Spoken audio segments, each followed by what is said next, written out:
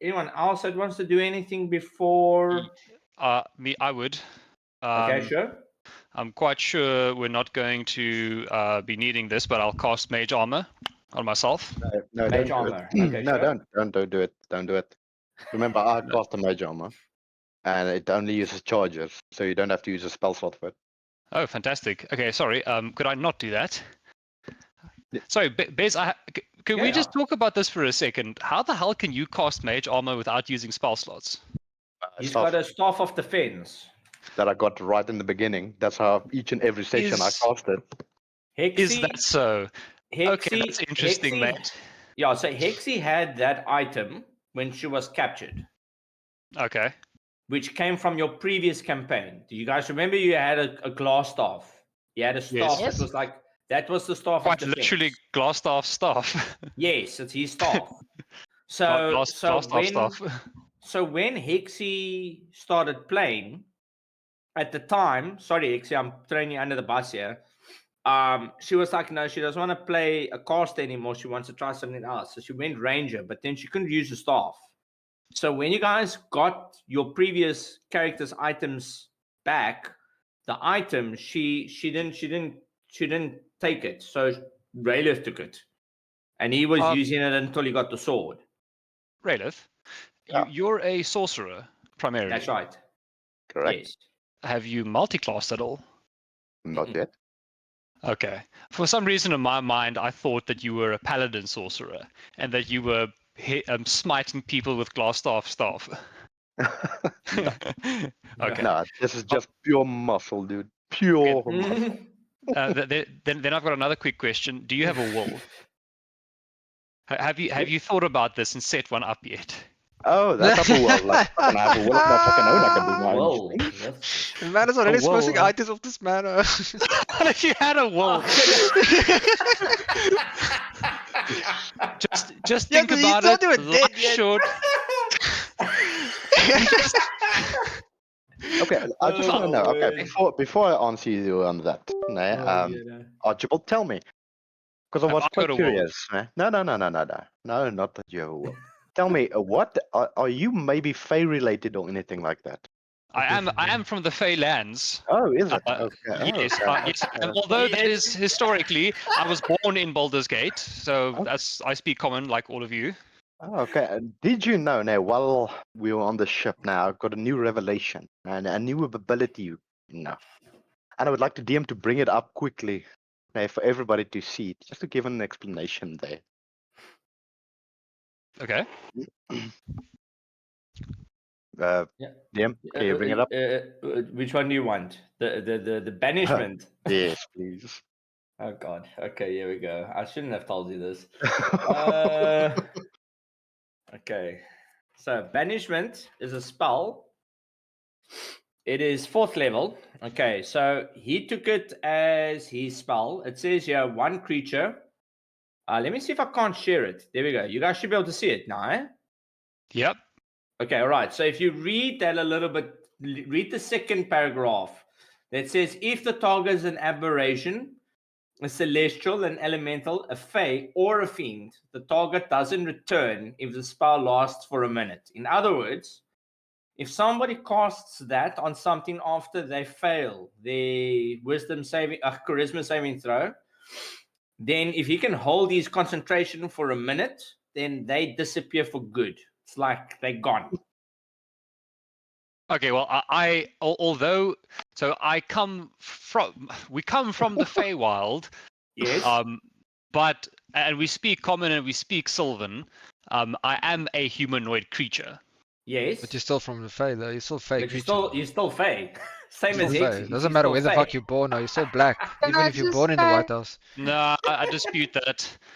I'm pretty sure I'm also like part of the Fey, but please aim wisely. So I'm just saying, if somebody has any ideas of freaking grabbing my shit or planning my death, I'm just saying you're coming fucking with me. No. Okay, no. Well, or if everybody makes cock again. I'd like to ask a question to the group and any omnipotent gods that may be listening. Gracklstuk. Does anybody know anything about the city? Where the hell are we going? What's the native population like? You know, what's their policy on magic use and Herangons in general? No idea. I can't tell you that, but I know that's a dwarven city, probably a mining city. If I'm not mistaken. Could I roll a history check for this to try and get an idea of what the hell, if I remember anything about Gracklestuk and its inhabitants and culture and stuff like that? Yeah. You can do that, yeah. Remember, you're doing a history check, so you can roll with advantage because that's your forte. Yeah, the aura of brilliance that I get from my Draki. Yeah. So you can roll that, and Okay. then I can genuinely whatever you get, I will give you a fair description or information based on what you might have given.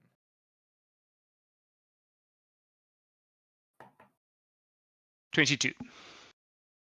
Okay, all right. So that's pretty solid. Okay, so Gracklestuk, it's let me actually bring it up here. Okay, so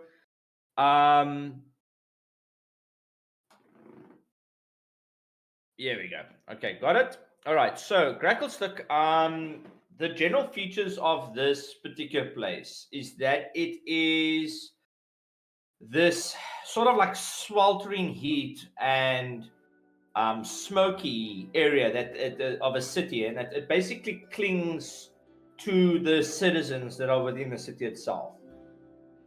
It's known for its spewing smelters and its lava capacities, and that it's basically a dwarven city, but it is one of the oldest dwarven cities of the Underdark itself, going back as far as 30 generations of dwarves and their high caste clans and their lower caste clans. The good news is that they generally have a very strict system in place. Okay, so they've got a very strong law system. Their city is basically governed by that of the Stone Guard. The Stone Guard are basically like the guards / police of the city, and generally they also have a very good sense of civil civil legal system. So basically, if you steal something, you kill someone, if you do anything, insult somebody, or so, there's always a person or someone in earshot to basically find out and take it further, and then they follow a legal route.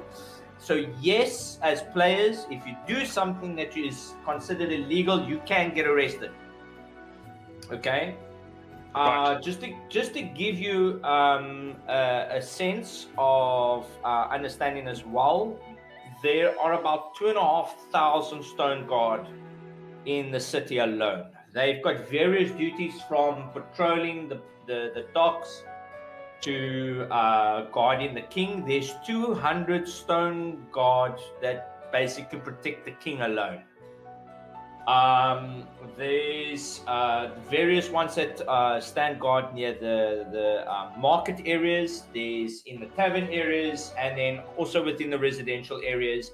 And that is just the Stone Guard. Then you've got the Keeper of the Flame. The Keeper of the Flame are a paladinic group of dwarves that basically, between the two powers that govern the city, the one falls underneath the king and the other one falls under Thembachard.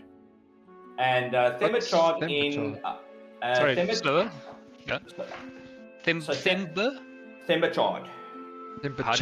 What is he? Is he a guy, a dude, a king? Thembechaud. Thembachard. I made the name up, I'll remember it. But what is he? Is he the king? No, he's not the king. The king is known as the Deep King, which you will obviously get as you get further into the story itself.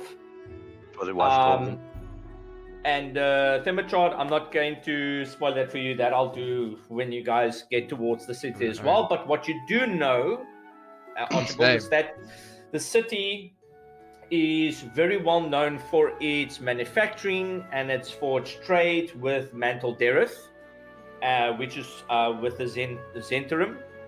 And you also know that there is being constant conflict between the two powers that be as to who has the biggest say within the city. And so the Keeper of the Flames and the Stone Guard naturally have this kind of like, we don't like each other, but we will tolerate each other. And the Stone Guard have jurisdiction in particular areas, whereas the Keeper of Flames have their own jurisdiction. So think of it sort of like almost like a conflict between the CIA and the FBI type of vibe. It's like they don't really mix very well with each other when it comes to investigations and so forth, or at least that's what I would assume. Then when it comes to the upper part of the city, that's like the very rich people and the castes that the king keeps close to himself. And then you've got this thing known as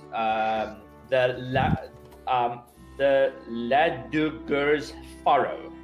So Ladugur's Furrow is this massive crevice that runs from the one side of the city all the way to the other side, and it's got 12 bridges that basically these great gates that keep the higher caste and higher part of the city away from the lower side. And in this crevice is sort of like the slum area where there's the Darrow and any lower or lesser creature that is tolerated to work within the Wallstone tunnels and mines. There's areas of commerce, there's areas of legal, there's areas of rest. So you get your inn, you get your tavern, you get your docks, you get your bazaar. So you will find various trades within the city itself, but in short, it is like your any common city, and that is on top there's a structural system, but there's always a system or a group of individuals that play the shadier game and tug at strings and politics from the sidelines and from the shadows.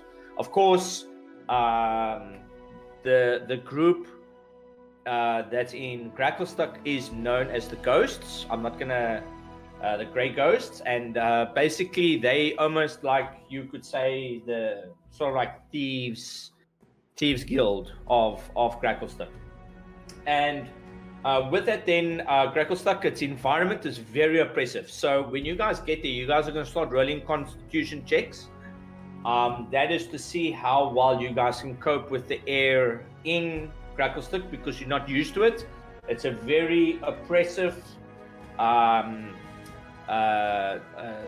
it's a very oppressive amount of smoke and flames. The heat is quite intense, so exhaustion levels becomes a bit of a factor.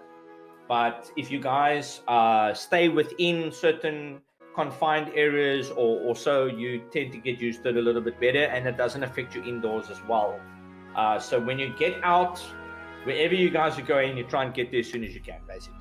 All right. Any other information that you were looking for? Is there anything specific that you were wanting to ask with that 22? I would like to turn to the party and say, hoorie, spits julle ore, ek onthou fucking baie oor hierdie stad. And I proceed to tell them everything that I remember. There's exactly 200 guards protecting the king. There's about 2,500 of them in the streets.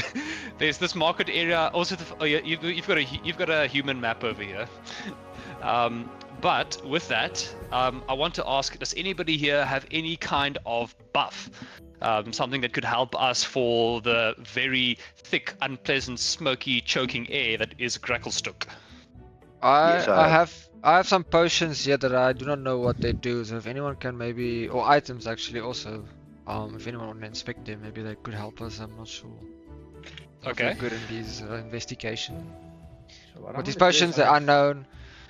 Put you guys over here. Yeah. You guys have got a lot of things in inventory that you can check for the sake of just knowing items now. I just want to put you guys on the map so that I can just share this map for you so you guys can see for yourself. All right. So you're not there yet, but just so that you guys can see more or less what it is that you guys are going to get involved with. So I'm just going to put you guys on the top here. Did you guys get it? Yeah. Okay, cool. So you guys are like right underneath the name, Gracklestuk itself. And that's basically the city. That sort of like crevice that you see in the center point that goes from left to right. There's a little bit of houses here and there. The city is quite big. I mean, the population is pretty solid. It's also one of the only surviving cities that has survived previous calamities because it's underground. So with that being said, you know, these guys, they're hardy folk. They've managed and found a way to coexist in environments that's normally hostile.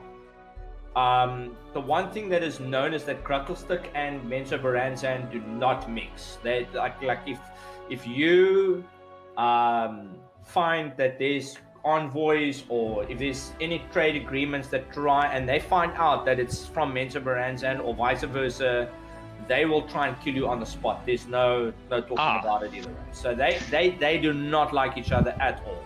Elves and dwarves do not mix. Right.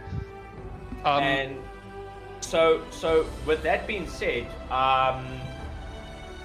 there's a couple of factions that's within the city. You know, you got your smithing clan, you got your mercantile clan, you got your mining clan, and you basically got clans that have got, you know, manufacturing or, you know, dock operations, stonemasons, you know, ones that are doing farming or jewelry.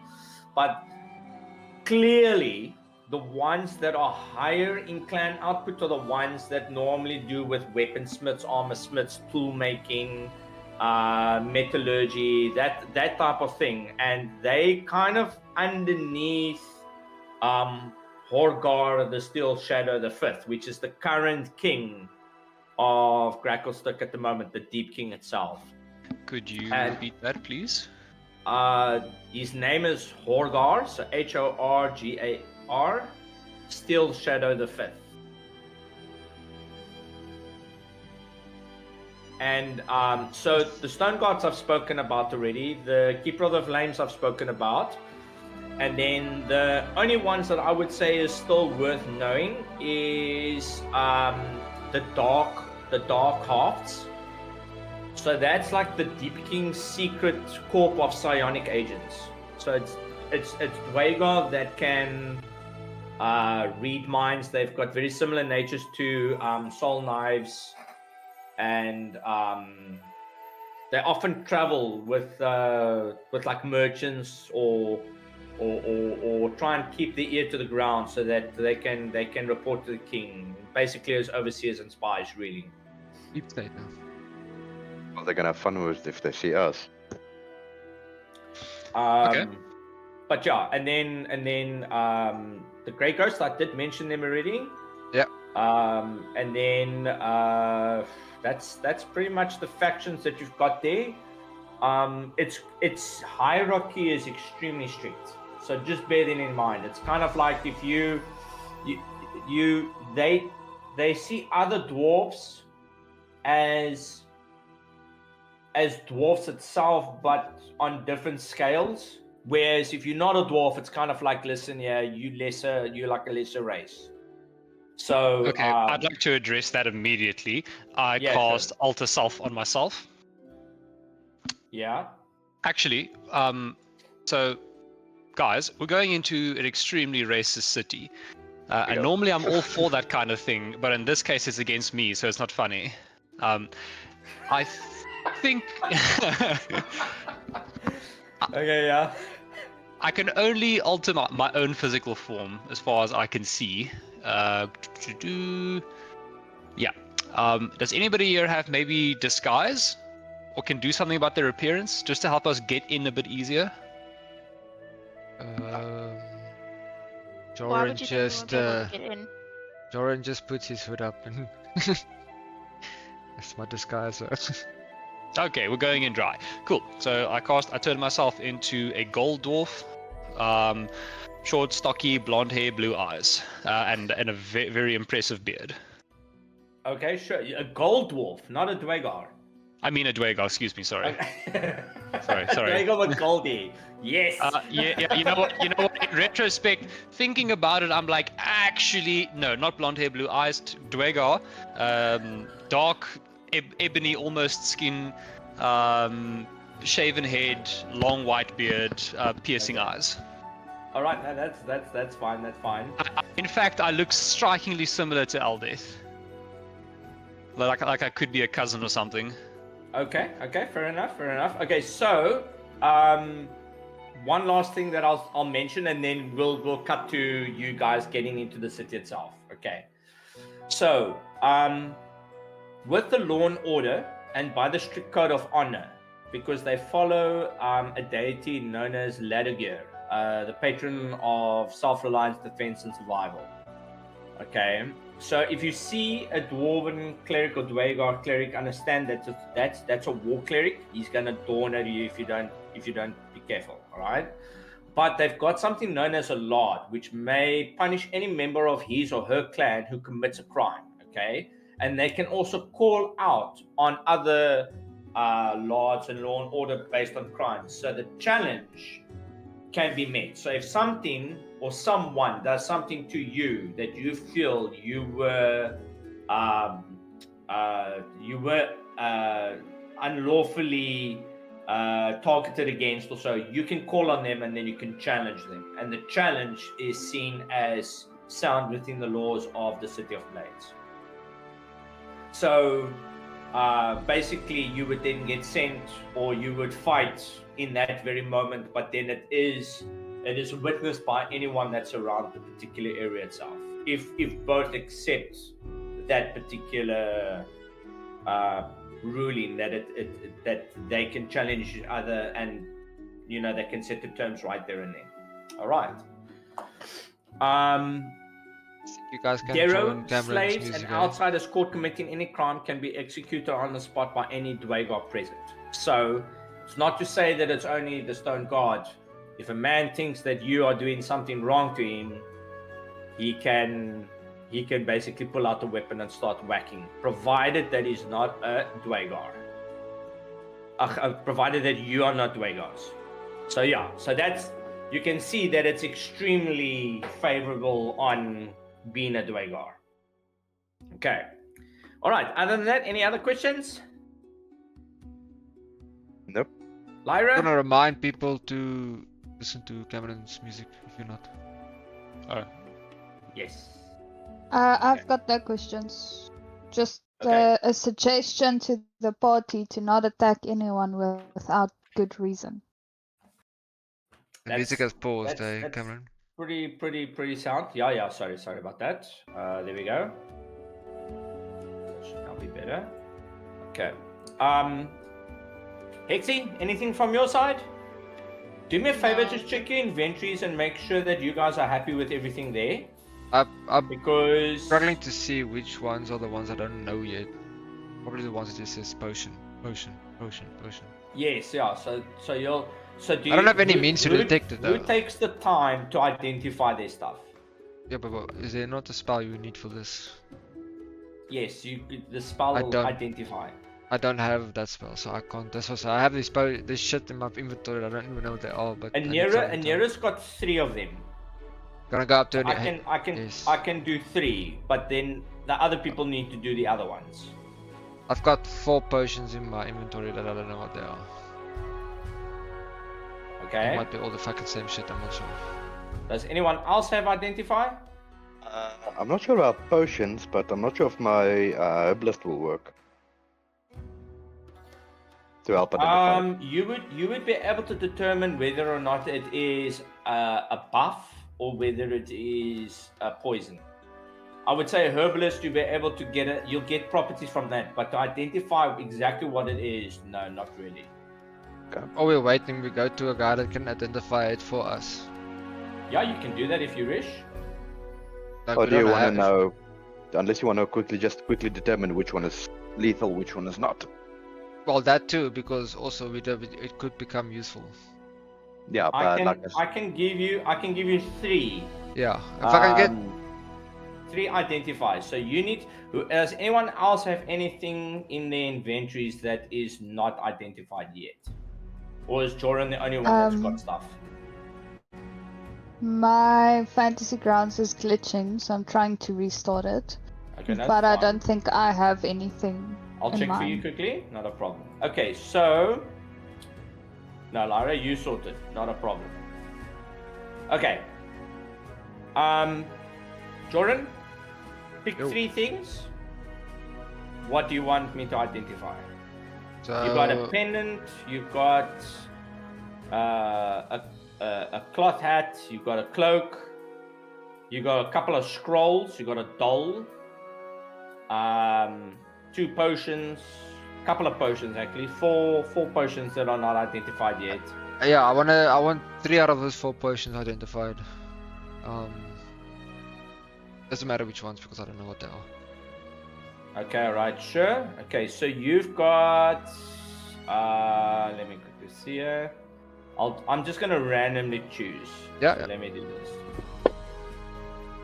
Okay, number 1. Alright. Nero, Okay, what are so these? potions are flying. You've got 2 of them. Do you see that now? Yeah, I see that. Okay. 3. Alright. That's that 1 potion. Potion of longevity. Ooh. Okay. When you drink this potion, your physical age is reduced by 1d6 plus 6 years to a minimum of 13 years. What? Alright. Each time And then you you've got the potion of something to do with fists. You drink each unarmored strike deals extra 1d6 force damage on it. But it lasts for only 10 minutes. This potion is a thick green fluid that tastes like spinach. Popeye, clear inspiration there. Oh no, I'm sorry. This is for you. Can I go walk up to Lara and say, "Hey, Lara, this potion is definitely for you."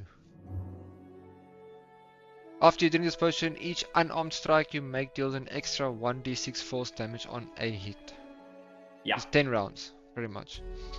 Right? No? 10 minutes is how No. That's, It's, that's a long time in fighting. Yeah, things. 1 minute is around. 1 minute is 10 turns. True. That's for oh, this thing will make you strong, Lara. So, Like if fucking it's a roids. very long fight, she'll clobber the shit out of them if she can keep it going for longer than 10 minutes. Yeah, well, there's Okay, no all right, there we concentration. go. And then I've got 1 more. So yes, those other items you read out, are they also items that needs to be identified? Yeah, the cloth hat, Can I flask identify of the oil, doll? pendant, potion, cloak, elegant, superior, and elegant scrolls, and 1 doll. Fuck it. Give me the Identify the doll. doll. I wanna The see. doll. Maybe it's fucked up, man. I'll give it to Exy. Okay, so okay, so the doll is, believe it or not, a talking doll, bro. Okay, so it's a wondrous item. It costs 100 gold if you want to sell it. With this doll, if it's within 5 feet of you, you can spend a short rest telling it to say up to 6 phrases, none of which can be more than 6 words long, and set a condition under which the doll speaks each phrase. You can also replace old phrases with new ones. Whatever the condition, it must occur within 5 feet of the doll to make it speak. For example, when someone picks up the doll, it might say, "I want a piece of candy." And the doll phrases are lost when your attunement to the doll ends. So it requires attunement, and it's got a very freaky ass picture. I'm not gonna lie. So it's like a decoy. Well, would you're learn gonna be that. within 5 feet. But let's say it's more a toy than necessarily a tool. But how you decide to work with it, that's up to So you. we can give it to Archibald. Why? Is it a toy? Sure. Yes, sir. Okay, interesting. Okay, well, if that's all I can identify for now, then I'm happy. Okay, cool. All right, then, Lyra, I've got your tally here. Okay, you gotta roll me a d20.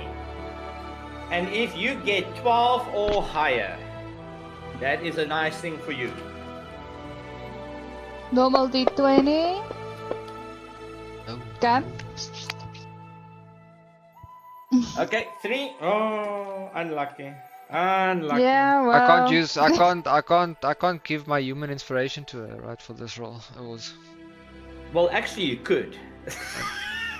Can I give it to? If Can you want I- to do can I- that, holy Yeah, moly. Okay, sure. you want to. Yeah, okay. You Like, can roll if she against doesn't you. get it now, then the luck was never with her. Eh? Okay, I'll let her roll. Oh wow! Yes, sir. Yes, sir. It's a fucking pleasure. Okay, all right, but then your inspiration is weg. Thank you. Give me your damn inspiration. Gonna finally. Yes, yes. Okay, all right. No.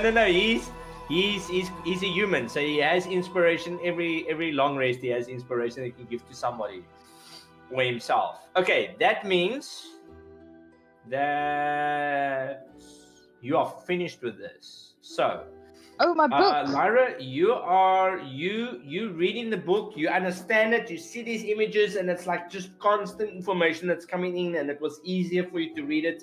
And all of a sudden, you see the book, it starts to lift up from your hand, it closes, and all of a sudden, it just warps and it is gone. All right? At first, you're kind of like, oh, that kind of sucks. But you get the sense that your constitution, you feel stronger, your body feels better. And you feel like you could just take on so much right now. It's like, yeah, I'm healthy, let's go. Your constitution has increased by 2 points. And the book Yeah. Right. I think that's it. Okay, anyone else doing anything on the boat before you go? think we're I'm still good. killing people. Okay. No, wait, whoa, actually relax. Okay, all What? right. That was the plan a couple of sessions ago. What to kill who? You guys, didn't you guys take out the captain? Oh, right, yeah, I forgot about that. Yeah. Oh, That's we why I did got take out punished. the. Oh, true. Sorry, I was intoxicated. Yeah, but that's true. We did kill the captain, but these people are still fine. You guys still were just going deciding. Sorry, my What thoughts to are do? bonkers now. I Sorry can't about remember, that. did we open the door at the bottom? Yeah. Yes, you Yes. did actually. By the way, who Captain took is the dead. orb, by the way? Oh, yeah, there's a I fucking think orb. No, I Alex think we did it. stopped there. Oh, I is told that- is that Archibald what to the come orb down. was on the screen. There was a blue orb on my screen, but I wasn't really sure. Let me just quickly see here. There was an orb. My memory was that- wiped. I think this is gonna carry much value of like diplomatic, the very power. If you can say we've got this orb, this would be good for us. Could get us into high places. But we mustn't be. We must actually find out what is it. What is this? But I let me know just quickly Archibald check was here. with me. I don't know. I think we stopped where Archibald was with. Let me just quickly see here. I'm trying to find this particular thing. Give me a second quickly, because I remember you guys were. Yeah, the captain we is go. dead, so that's not good. But it's Yeah. okay. We can just blame it on Yes, the that other was a town. bit shitty, but hey, it worked. That's fine. We can just blame it. He died at the other town with the demigod and fucking hammer. killed us. No. Wait, what? Hold up. Say again that pretty? I said where the demigod killed us. Or him. Okay. Aha, the there we captain. go. Yeah, we can just lie because the captain, we killed the captain. Ah, there we go. Yeah, but There we no, go. remember, nee, that illusion made was from the Sea of Souls or something like that. Nah, everybody saw that thing come from the captain's quarters. Oh and everybody yes, think true. they killed That's- him. Yeah, I know, but the crew is fine. The crew knows Yeah, it's the crew's fine. I The don't knows have this well on enough. paper. True. Who took the orb? No, I don't Pretty. think. I Jordan. don't think we picked it up. I think we left it off where I told because the last thing I did was quickly go into that room, see what's in there. Yeah. Cameron said that there's an orb in there. Then I just asked one more question, like, is there anything else in the room? He said no, there's nothing. And then I called Archibald down because he was in the steps. Okay, fair enough. So we actually have I to go never from pick it. there. I've never picked it up. I haven't touched it yet. But I know I'm in because the it's room. not in anyone's inventory. Yeah. Yes. Okay. All right. Okay. Who wants to try and take the orb? Well, that's the thing. I wanted to bring Archibald down here because he was magical, or is of the fucking Arcana. So I wanted him to investigate it and check. That's Okay, so There we go. let's quickly go to that, and then from there, I would say that we did basically the rest and stuff, and preparing for Gracklestuk itself. This is subject to anyone except Lyra because she's technically doing a book thing. So you guys opened the door, you opened the anti-lock, and you went in and you noticed that there was 2 points. It was like a stalactite and a stalagmite that was linking this orb that was floating in between, and it had like a rib-like look to it. So it's like blue and gold that's constantly rippling around this this orb. And you also felt it when you got close to it. You noticed that there was like a sense that your magical items all of a sudden lost power. But you notice that there's this constant ripple on this particular item. That's what I recall last time and what I've got written down here. So then you called Archibald. Yeah. Okay. After that. So what's happening from there? I will. Yeah, investigate.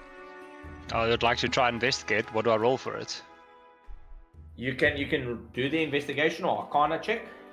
So I can choose. Are you looking to find out what it is, or are you looking to find out if it's a trap? What it is. Okay, so Arcana. What is your Arcana points, by the way? +9, and I get Mine's advantage on it. +13. Woo! But I get I get advantage Jesus. on mine. I think doesn't she as well? She's a bit focused. Yeah, actually, Like- you can come and check as well, huh? Does she get advantage? Okay, can I give her advantage? Okay, how Yes, much you does can. advantage give you? Babe, though? Is it come here even for a worth it? second. I think Sorry, you just not roll Babe. twice. Hexy, dear, I have this orb that Joran has asked me to investigate. Yes. I would like Yes. to borrow you something, which you have to pinky promise swear that you'll give back to me. And I take Oh, no, off no, no, the- you don't give it. It's just part of the Blue Dragon aura. It's like it emanates from you. So hold on. So that's a buff for everybody. So everybody gets advantage on their intelligence. rolls. Provided that it's an intelligence check, yes.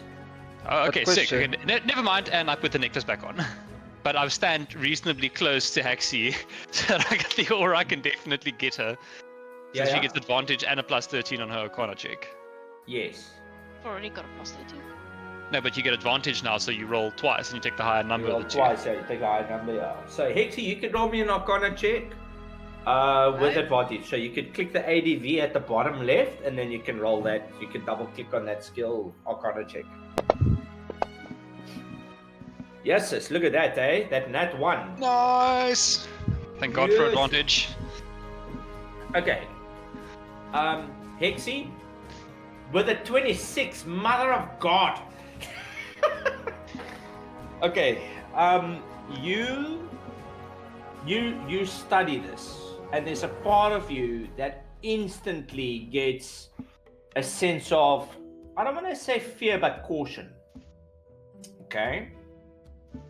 You realize that this is one of those artifacts, orbs, that have been lost over time. This thing, you have no idea how long it's been here, and you have no idea what might be stored. But what you do realize is that this has what seems to be an orb of delayed force.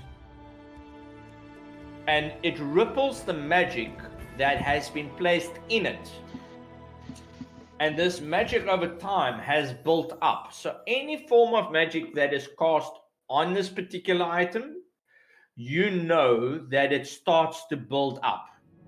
And over a particular period of time, if unchecked, it detonates and it releases a torrent of pure magical force. But there's no way to predict it. and there's no way to know what type of magic it will release. Okay. Jesus Christ. I relay this to the rest of the team. And I get very excited because we can use anything on it, and it's basically a ticking time bomb. Yeah, pretty much. Fucking nuke. We can. I don't know if I'm as excited about this idea as you are. No.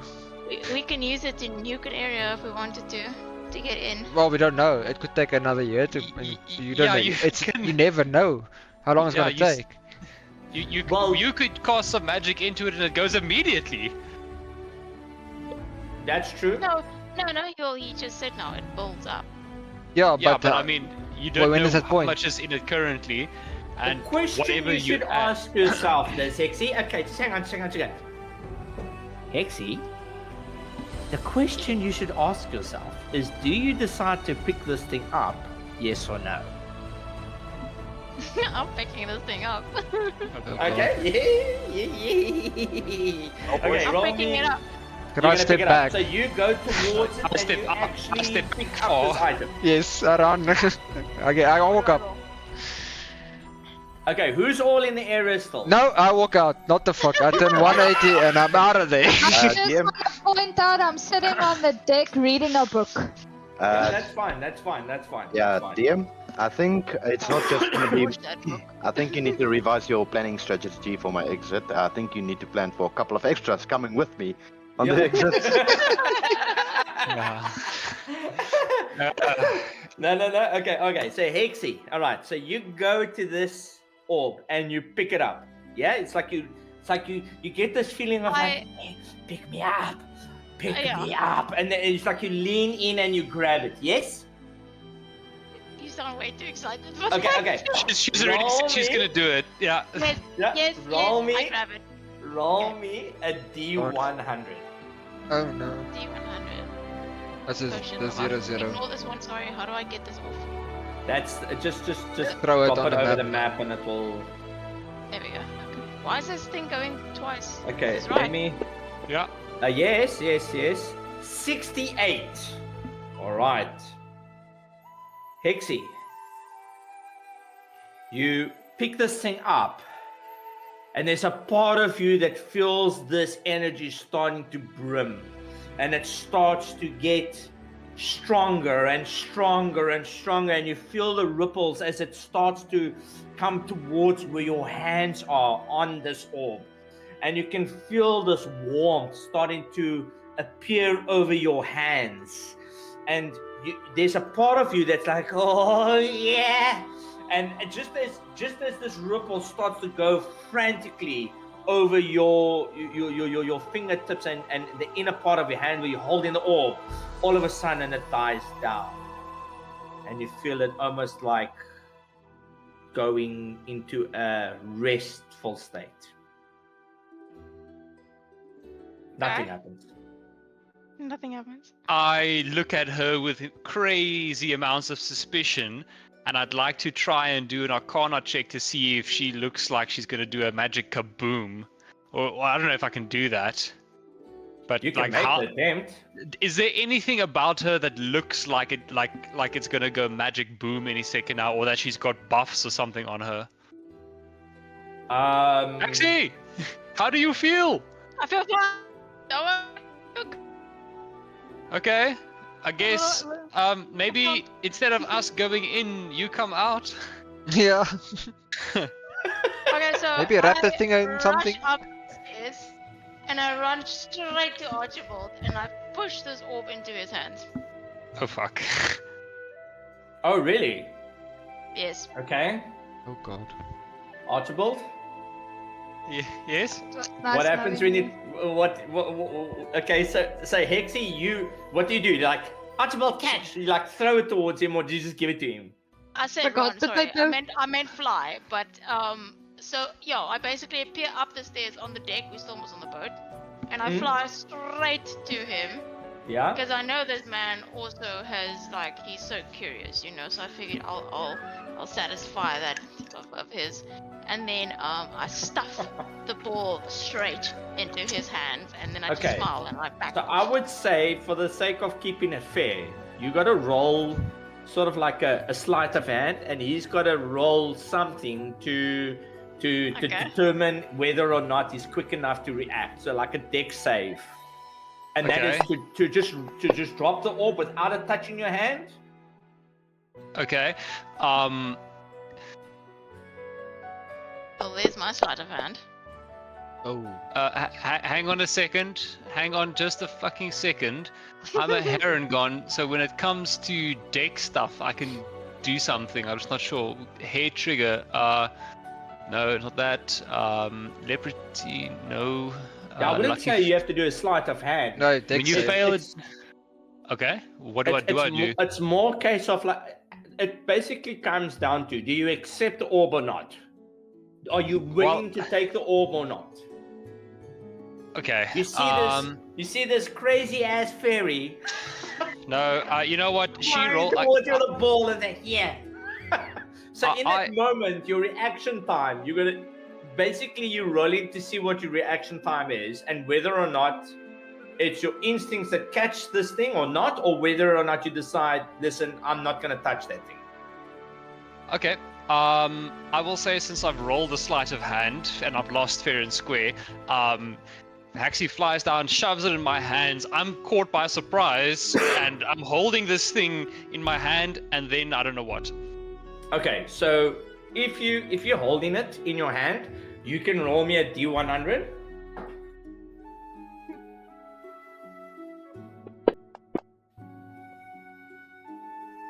Feel like I'm on the wrong side of the fence.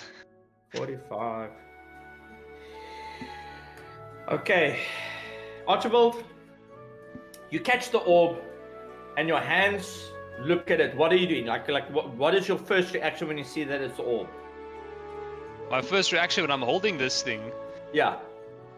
I've got a little cloak. I try and wrap it up in the cloak so that it's not touching my hands directly. Yeah, I don't know if I'm gonna succeed. Okay, so you see this, and all of a sudden you grab a cloak and you try and wrap it, and then what?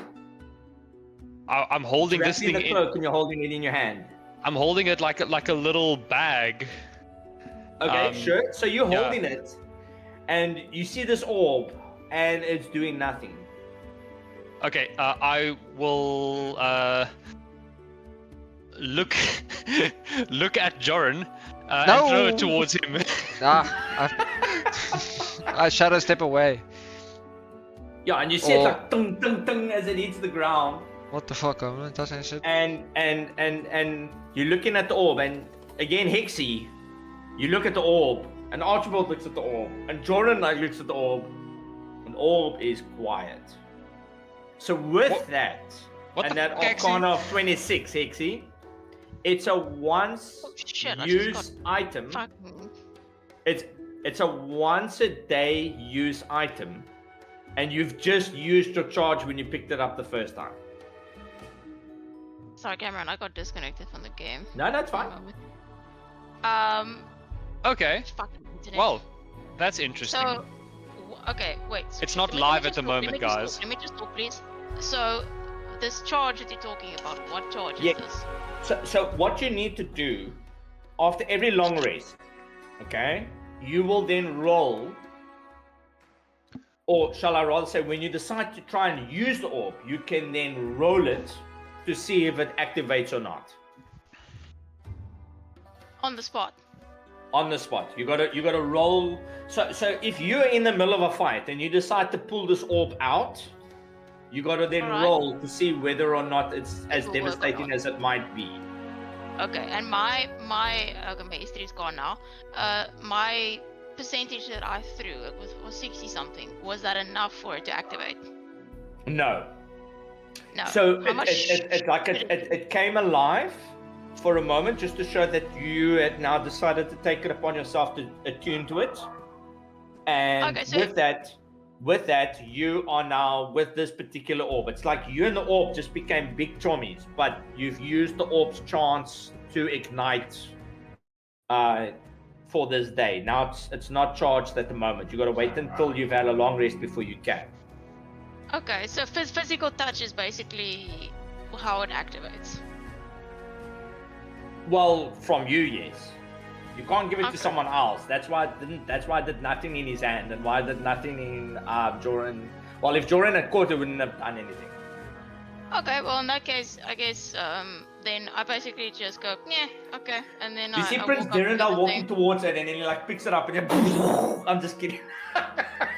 I'm just kidding. No. So I go at to the the moment, orb and it's- then yeah. I grab it and then I say, sorry about that, thanks. And then I stow it away. yeah, okay, yeah, sure. So I'm gonna give it to you, eh? Yeah, I'll I'll use it wisely. Oh, that's a terrible idea. And I say this looking at Joran. I look away. Okay, so it's a wondrous item. It is a wondrous item. You can use it as an arcane focus, and basically it's built up magic, and the magic effect grows over time until its constraining sphere cannot hold the magic within any longer. Okay. Why was this on the locking key? Where was it going? We Sorry, say spoke- again. I We was spoke just saying to the group. the corpse, remember? And it was to be delivered. Oh god, I didn't write it down, but it was an order for someone. No, he wanted to take it to those flame guard Yes, Someone, the keepers of the yeah. flame. keepers of Yeah. the flame. Okay. Going back. Guess what? They're not getting it. Okay, well, That's up We to haven't you. decided that. That's up to you. So, okay, It's up Chaps. to me. Fuck off. and ladies, All right. Okay. Um, All right. So, are you doing anything else besides what you guys have just done on the boat now before heading to Krakelstoke? No. Okay, cool. All right. So, now that we can actually get going, let's do that. Okay. All right. So you guys on the boat, the hammer, with the small amount of Dwagar that is actually still alive, start making your way towards this great city of Gracklestock, the city of Blades. At first, while you're on the water, you are a little bit still apprehensive because you know you just came out of fog with killer ghosts. But as you guys near the city, you start noticing the golden glow that forms around this particular city. You start to see from the outlines of the mountainous region as it starts to pass on your left. You see it as the smoke fills the air on top of the water. But just before getting to Gracklestock, you notice that the city has implemented old defenses, and these defenses, one of them is a lava curtain, and you are on the boat going towards this actual lava curtain itself that defends against any watery attacks. And as you're about to get to this particular area, you hear a cry from something on the mountain, almost like a couple of Dwagar that are spine out onto the dark lake itself. And when they see you with a couple of other Dwagar, they immediately scream to signal that you guys can pass. And as you are coming towards this massive lava curtain of sulfur that's falling from above, you notice that there's a mechanism. It looks almost like a ram with scales, and it starts to open up in sort of like a curtain. And what you realize as you guys are starting to pass this is this massive city of Gracklestock that all of a sudden welcomes you. You see it almost as if it moves up towards the stalagmite. You notice that there's this massive castle on the left-hand side next to a another section at the right on the top, which is this massive hole, but it's not by coincidence. You can see it's structurally sound. There's houses, there's the clinging and the sounds of metal being made in the distance. You see the dock says there's about 11 ships that are made for trade purposes as alone, and you see massive watchtowers of hardened and sharpened rock that basically forms as defenses for the city. And you can see that this city, it might not be the prettiest. It's not an elven city, it's not a human city in intrigue and design, but it's a dwarven city, and this thing has stood for eons. And you make your way towards the one dock piling area itself, and you notice that on the dock there are 5 Dwagar, and they all have sort of like a similar uniform, blue with a bit of gray, and they are basically waiting for your arrival as the hammer starts pulling in. When this happens, Aldeth, being still linked to the group's means, he says, "Right guys, I know that I can't elaborate more, but this is my time to get off this boat, and I wish you all the best." You see him, he turns invisible, and he runs to the one side, and Lyra and you guys, as you've been out, you barely hear that splosh of somebody falling in the water, and they're pretty much going their own way. And you it's a few more seconds before you finally make it to the dock, where you're greeted by these 5 Dwagar. So the question is, who's the spokesperson and who isn't?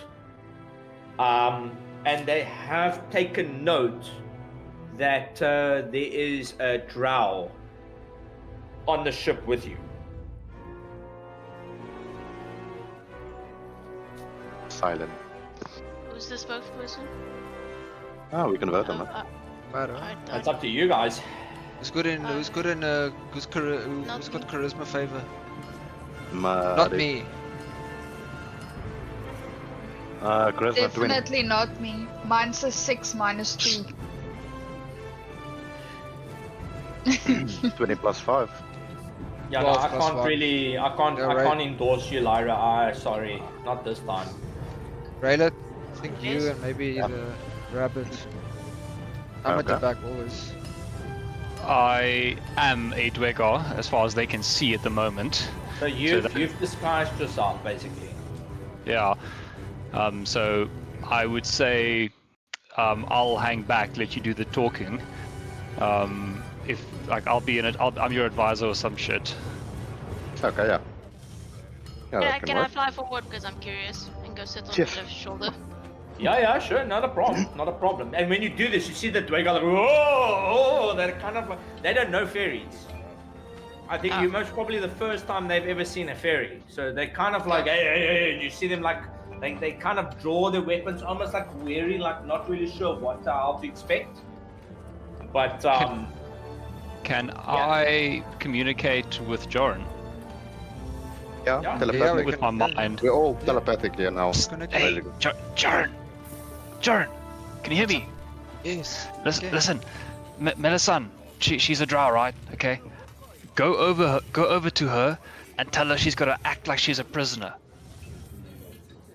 Is that the plan? Well, just something, because they're gonna ask what the fuck she's doing here. She was it diverted? Oh. What is it? She. They're like drows or what? Okay. Yes. How Okay. Go. about we need to Front think of a row. lie? Yeah, but the thing is, if she's a prisoner, They're gonna take her to they're prison. gonna want to take her. They're gonna take her. No, just say. Okay. What about she is a She's under our protection. Okay. She's a slave. No, She's man. off-leg.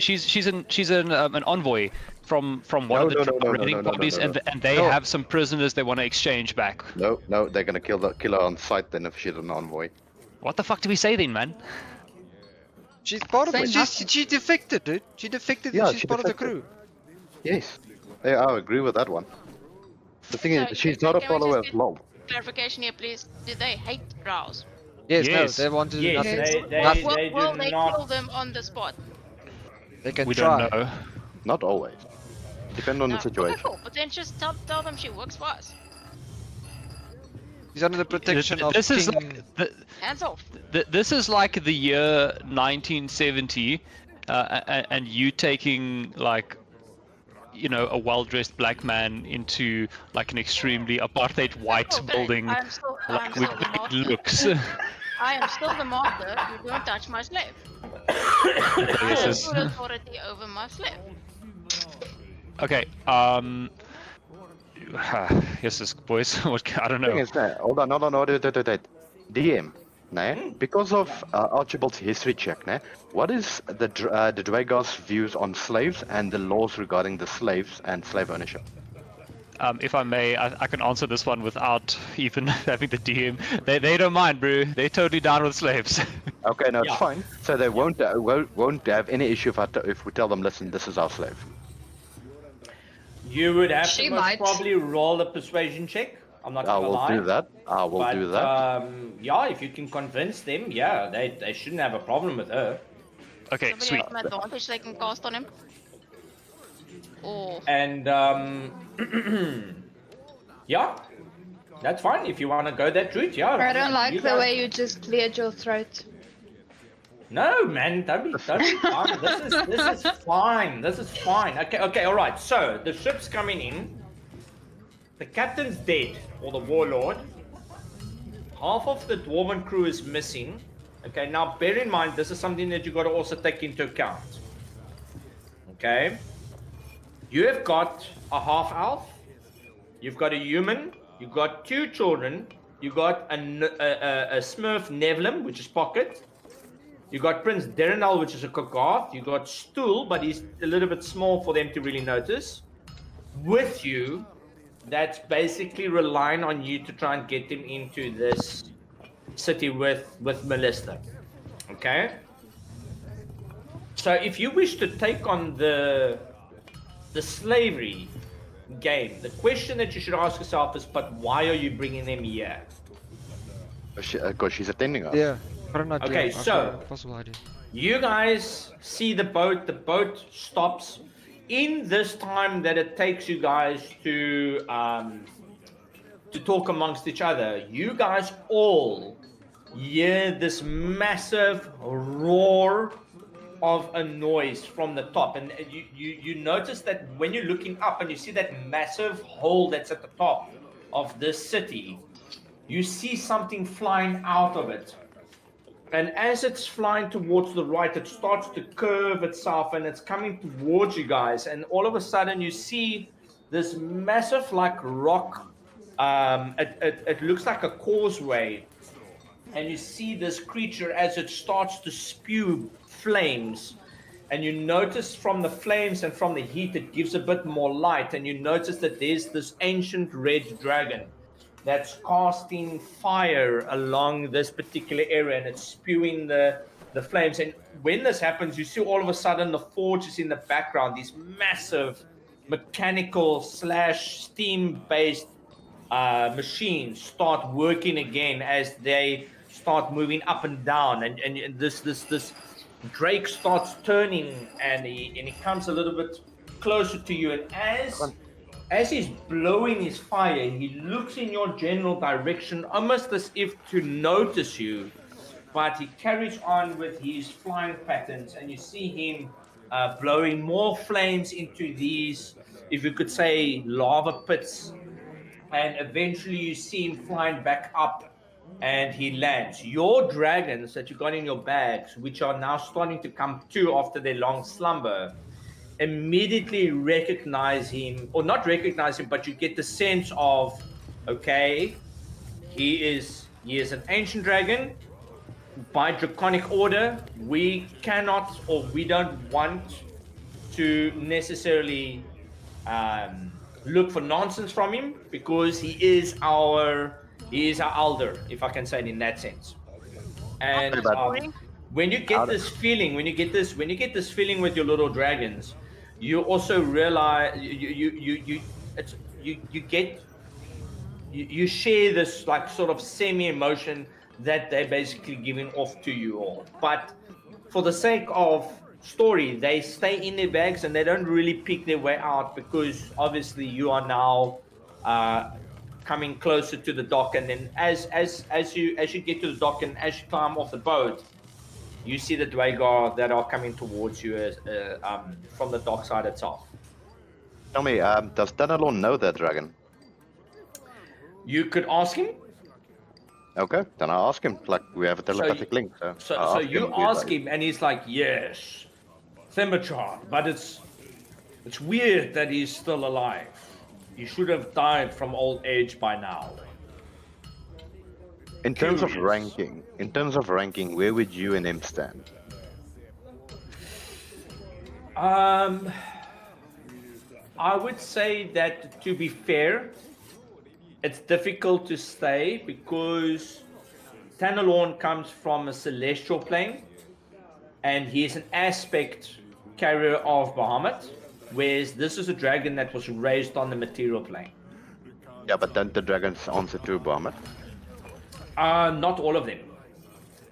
So Tanalorn will even so in this case, he'll say that is a chromatic dragon, not a metallic, which means that it's more evil inclined than good, whereas the metal equivalent is that of copper and brass. On days. And gold, probably. Gold, yeah, gold can work as well, yeah. Okay. Oh, I want to just slip it in quickly. I can speak Dwarven. Just by the way, if we need it. Yeah. That's good, bro, because I'm disguised as a Dwagar and I can't speak Dwarven. So if they I can try to relay. speak to me, if they speak to me in Dwarven, relay it to me in my mind, and I'm gonna just throw some sign language and pretend I'm mute. Cool. You can do that. A question, I'll nod or I'll shake my head. You know, the character with the biggest ears, or but as a Dwagar, yeah, okay, right, you. I don't understand it, sort of. Okay. Mr. DM, Okay, well. the Dwagar doesn't Yeah. speak. They speak Dwarven, right? They don't speak like a They slang. speak Undercommon and Dwarven, yes. Okay. So I'll also not be able to understand them. Well, no, you got Stool. So Stool is Still can connect us though. Stool is brilliant at communicating because he's got an ability called sweet. Mal. So if you're within his radius, which is quite big, I think it's 30 to 60 feet in distance. If somebody says something in that range, then you will be able to interpret it and understand what they're saying. The problem is when he comes across creatures that he's never heard of. So then you might have a difficulty speaking to maybe But we one find or with- two with the creatures. dwarves, But with the dwarves, the Dagwal, yeah, no, he's fine. You could understand Aldeth, so you'll understand these. Okay. Remember, Aldeth wasn't speaking to you guys in common or undercommon. He was talking to you. He was talking to you in undercommon. And the same applies to some of the others. Even Melissa, to a certain degree, the only reason why she and Raylith can talk is because they both know Alvish. But she's speaking in undercommon most of the time. All right, so you guys approach this boat. You guys get to the dock and you see this Dwagar approach you, and you see one particular character. He's actually quite rough around the edges. I'll even just show you his portrait. Here we go. And he's got this massive long beard. He's got the shield. He's got this hammer. And you see him standing by the docks, and he's like, he walks up to you lot, and he's like, Gorglad Danzig's my name. I am the Stone Guard and the captain for those upon the dock. What brings you to the City of Blades, eh? Oh yeah, that's me. So Why are we here? We got into a confrontation against the Demigorgon, and we rescued the sailors and the captain there from certain death, and then we jumped with them, and they took us now on their ship now, yeah, to Gracklestock as a safe haven. But the captain, eh? Where is he? Unfortunately, something happened on the ship. I do not know exactly what happened. The crew can also give testimony on what happened there, but we went through, I believe the place was called the Sea of Souls or something similar to that. And majority of the crew did die, and also during that encounter, the captain also perished. I find that hard to believe, laddie. The Gorlaks and all the Dwagon know to stay away from the Sea of Souls. You don't go in there, you die. That is exactly almost what happened, but like I said, something happened on the ship. We do not know exactly what, but everybody was frantic, and by the time we gained consciousness of and awareness of our surroundings, we were already inside that sea. He looks And to the then- other Dwagon on the boat. He's like, is there two? You see the one like nodding, like, yes, yeah. You see the other two, they kind of like, yeah, it's a shame about the captain. Don't know what happened there, but he hit his head. He didn't get up early in the morning. And you see the one also just like talking to the others, trying to figure out how and what this interrogation is necessarily for.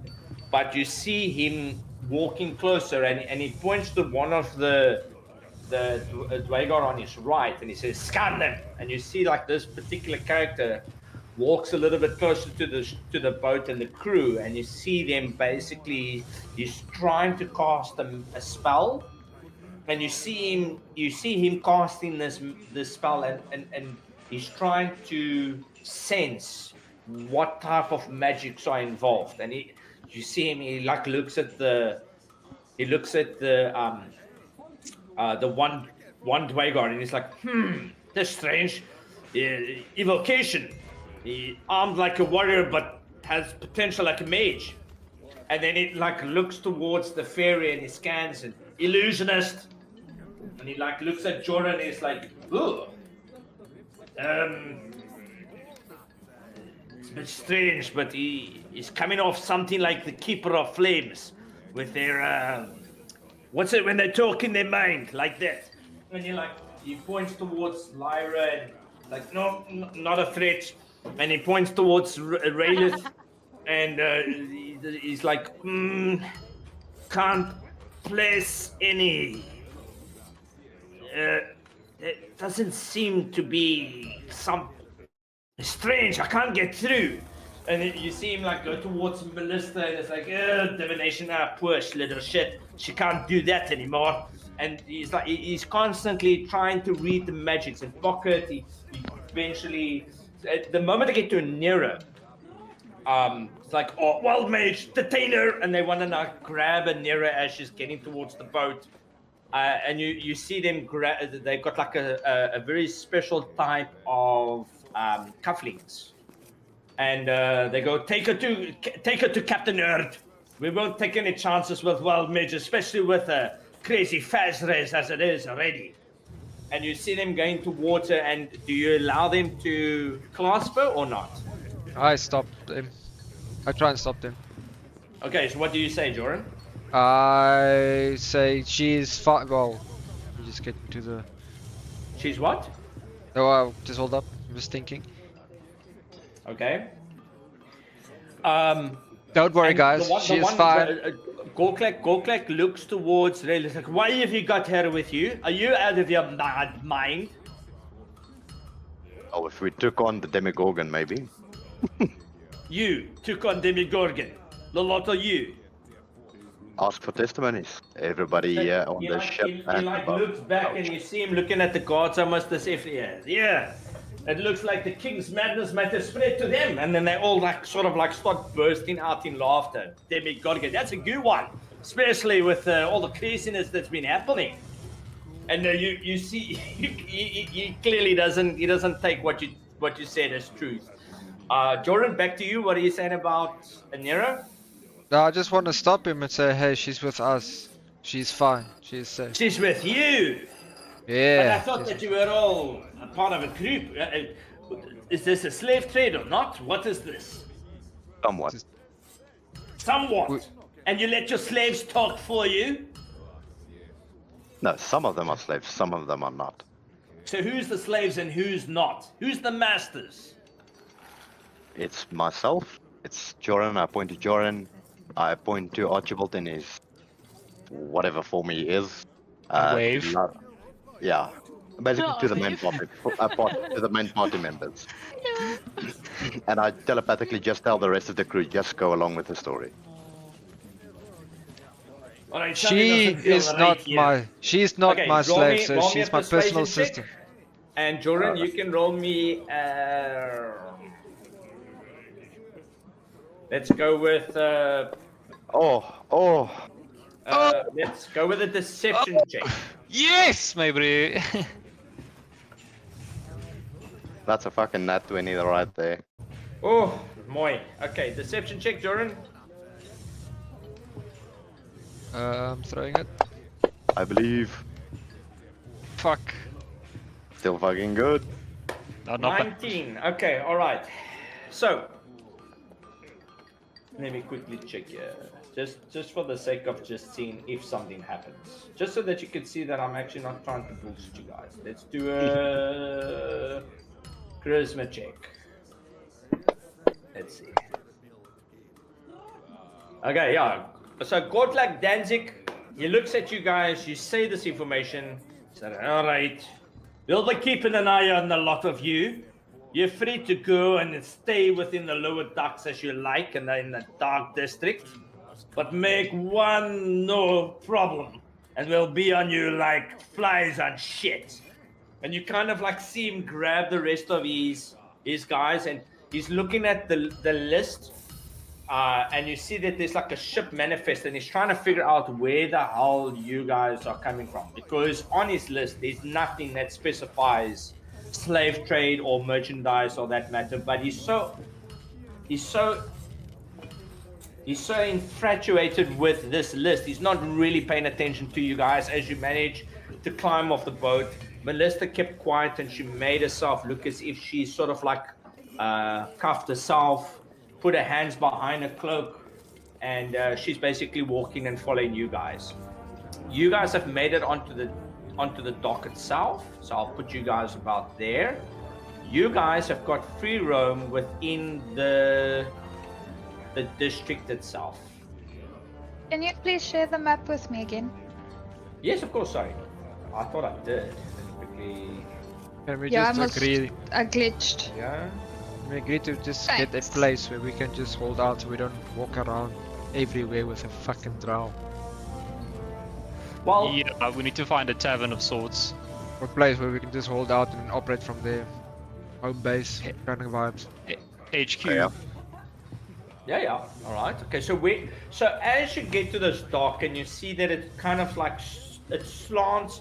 So remember, this city starts off flat by the docks, but it makes its way up towards the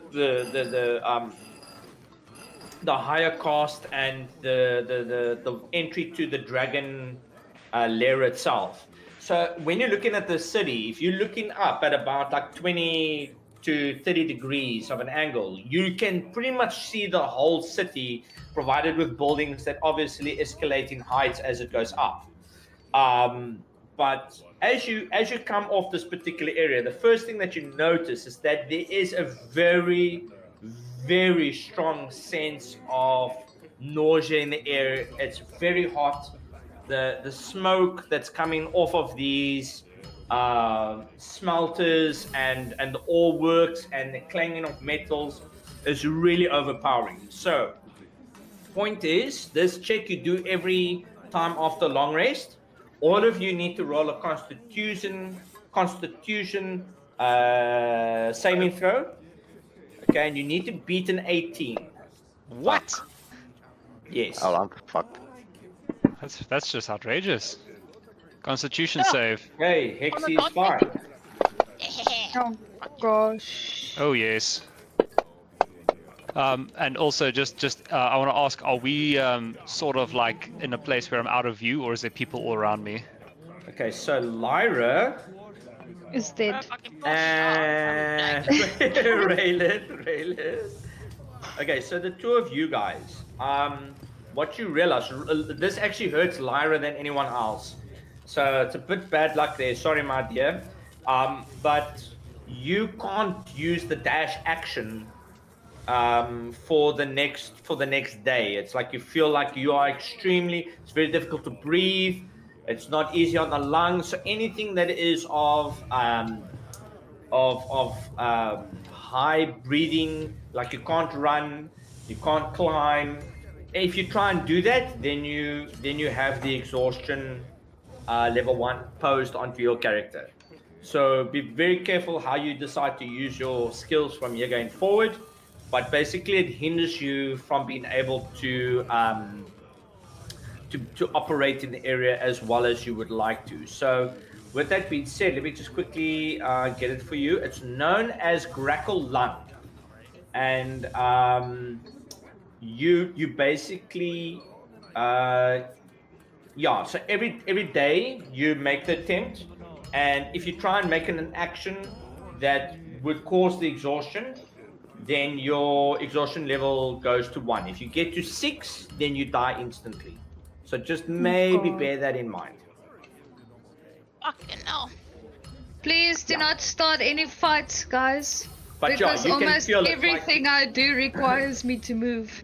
Look, you're a wild elf. So you used to trees, you used to lakes, you used to open air. Whereas this city is everything opposite that. There's a part of you that should hate the city just based on its looks and stuff alone. So it actually fits the story dynamic quite well. But yes, okay. So you guys are moving up. Archibald, your question was whether or not there was anyone close by. Can I duck into an alley out of sight just for a second? Yeah, sure. What do you want to do in the alleyway? So I didn't know my alter self doesn't last. It's only an hour. So I'm not sure if an hour has passed yet or not. But you know, I think it should be fine. You're still good. I'll say that you're still good. I'll dispel it nonetheless. Okay. So like because I don't want it to like dispel in the middle of like a conversation with someone. Yeah, we have an illusionist. We have an illusionist in our team. Let me take that toggle off. So you guys are free roam of the city. Bear in mind, I'm just going to draw the line so that you can see.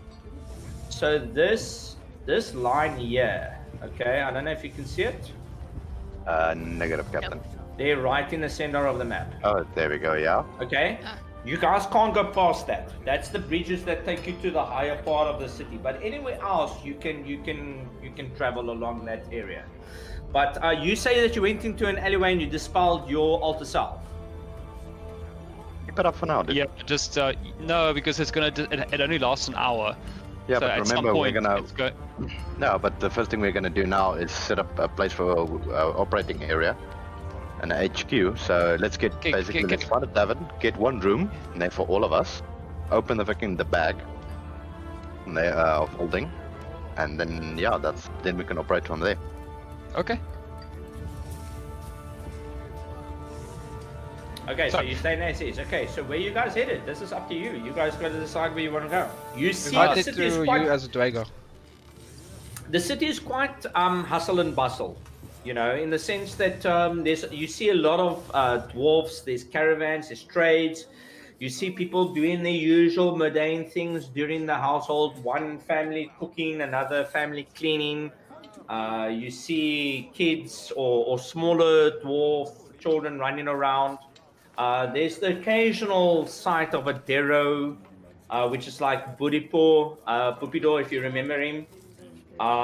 That's also running around, but you can see that it's pretty much tough living. It's dirty. You touch a wall and you scrape it, you're gonna have black on your hand per se from the smog and the smelting that's constantly in production. And you can see that there's a very clear sense of everyone pretty much doing their own thing.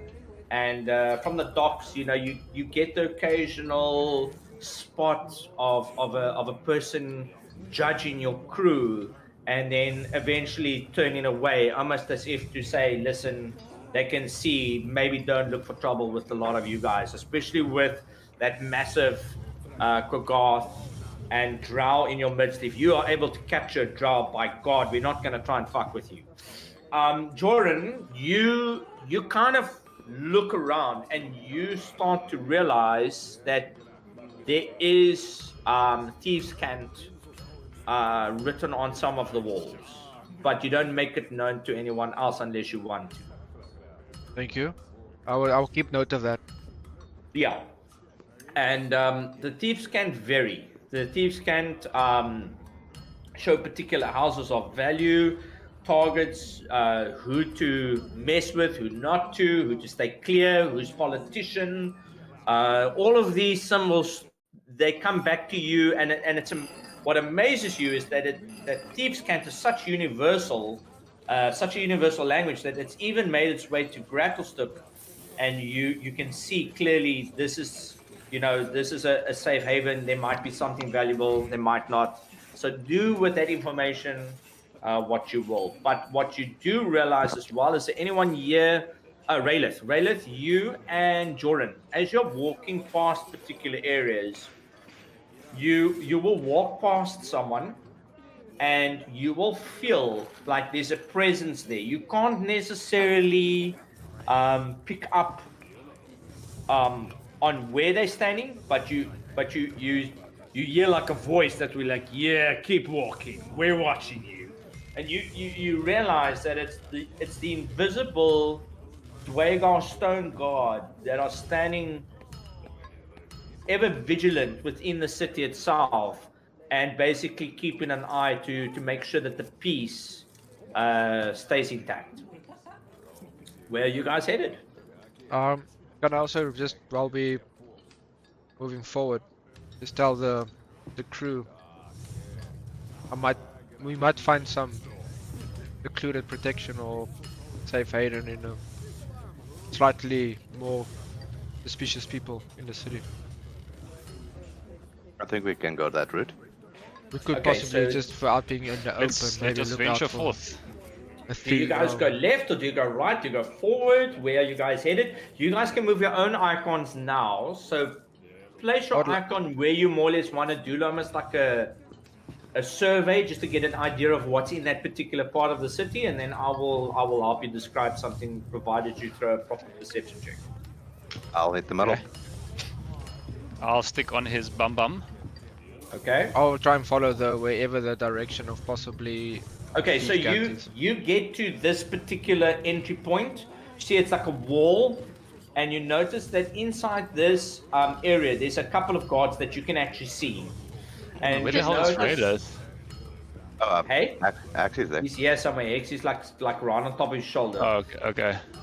Okay, so there we go. You get to this particular area, and you see that it's like very much a residential area. You go up a little bit of the alleyway, you see this, but you see the guards are standing there by this wall, and they see you, and they're like, no, this is the way to the gates. The 12 gates will not have lesser races and species coming through this archway. And they kind of like stop you right there and then. Can I ask them yeah. where? Just quick question for them. Direction to lodging. Only that. Direction to lodging. Say like looks to his left, and you see the other one is like, yeah, send them there. Go on, do it. And he's like, the Golbraron's lair. You're more than welcome to go there. I'm sure they'll welcome you with open arms. To south. And he points in the direction, which is basically like this way. So I think we should go there. Let's not go there. Say let's go then, just fucking bust our way in. You know what? I prefer to go to a place where I know they want to kill me instead of a place where I'm unsure if they want to kill me. That is true. Can I walk up to the guard and just ask him with a 1 gold piece in my hand and ask him? Ah, he read my mind, brother. You guys, okay? I'm disappearing by that point. I'm just saying. I walk up to like we're new in this place. We just want some comfortable lodging. We want to make sure our slaves is keep kept in a pristine condition, and we just Alive need and lodging well. alive and well. And can you please just direct us in a place where we can have proper lodging? And I flip the gold coin toward him. So he catches it. It's like, and he puts it in his pocket.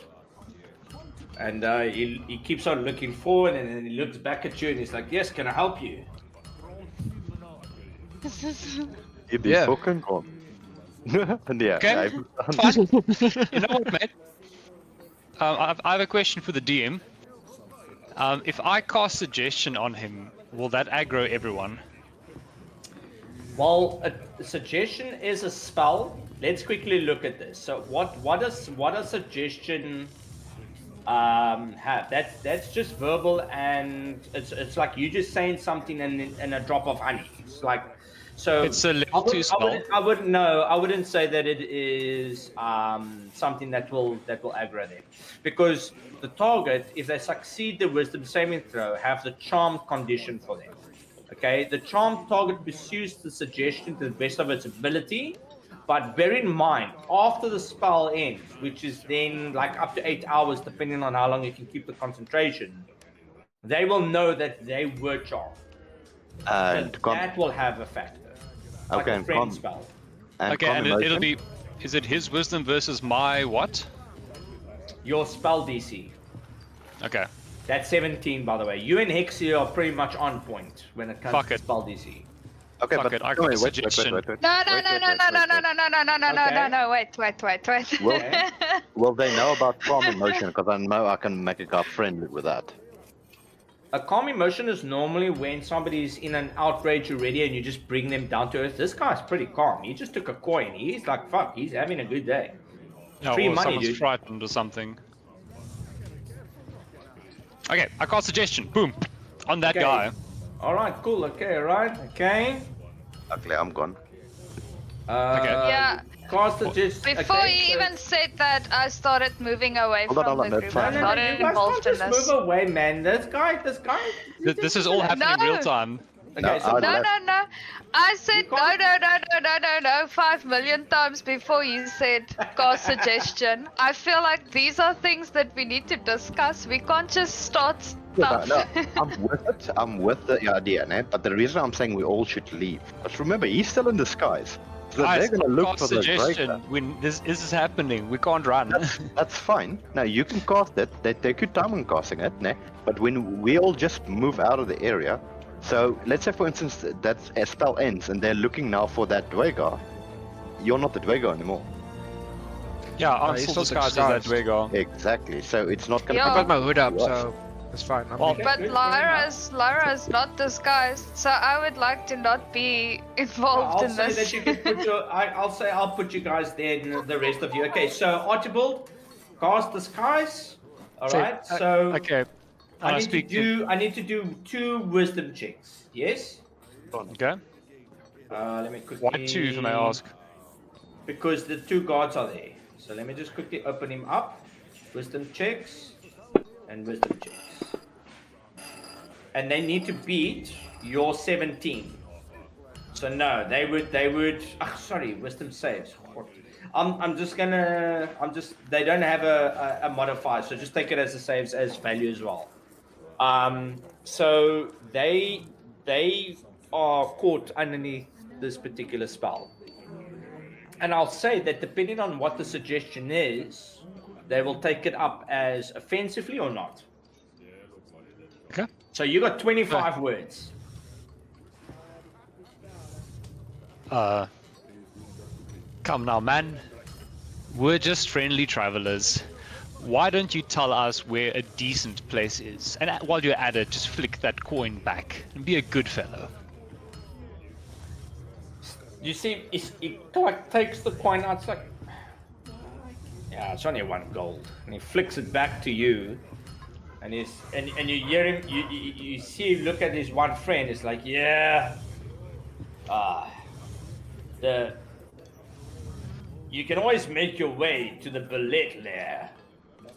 It's an inn, and I'm sure that you'll find good accommodation, warm meals, and a nice hard rump of an ass if you ask for one. Fantastic news. Good day. And I do like a little bow or whatever, and I fuck off back to the other party. After the rest of the party. Don't cancel the spell yet. You see the one. Concentrate. As you're walking past, you see the one Dwagar that was by the docks coming past, and he sees you walking back to your crew, and it's like, and you see the Dwagar talking to the guard at the stand. It's like, what was that about? And you see the one Dwagar is like, yeah, no, he's going back to his crew, and the one's like, oh, all right. He was very quiet on the boat, but all right. And he just carries on walking, and you see him going towards the bridge. Okay. So guys, there's a place called Belik Lair. I don't know how to get there. I felt like that might have been pushing my luck. But apparently that's a gift. Violet's in, yeah. So this is where it is. Ew. It's just off the Bread. It's just off of the bazaar. I mean, it's quite common. As you're walking towards it, you'll see the bazaars on its left, and then on the right is this establishment, Like a where you've got like an inn itself. Okay, so Violet's Lair seems like a nice place to go. And I flick Jaren back his one gold coin, and I start making my way there. While the Okay. rabbit throws the coin, I'm just saying, okay, clearly they pay their guard's value. They don't accept 1 gold, yeah. Yeah, 1 gold's not enough. You should have given him more than 1. Bro, I must chase the water first. Okay, all right. So where you guys headed? Everyone needs to move the icons as to where they want to go. We go to Violet's the Lair. place where there's What is apparently that? big bitches and That's nice. And nice food and warm beds. yeah. All right, so as you get to this particular area, you notice that there's 2 people in front of the entry point itself. They also Dwagar, but they don't look like they're part of the Stone Guard. They're just simply there as to keep the peace, the bouncers, so to speak. You also notice that the moment that you guys come walking towards it, they look at your entourage and they're like, no, she's not allowed in here. And they're pointing towards Melissa, and you can see that they're pretty much adamant. No one gets in with her. She's not welcome. Her kind. They spit on the ground for them. Can I try to persuade them? You're more than welcome to. Let's watch. This one's gonna fucking flop. I know it. Oh, guess not. Okay, 28. So you walk up towards him, and what do you say to him? Saying, listen, no. We're coming here with good gold, pay for services, nothing more. This is my slave. She's attending to me 24/7. That's where she belongs. As a slave, next to the master, nothing else. So basically, this tavern is not going to serve her.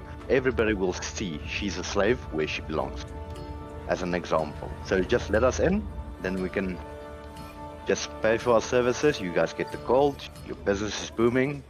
We won't make a fuss or anything like that. We'll be quiet in, quiet out. You see him standing there, and he kind of actually just sighs.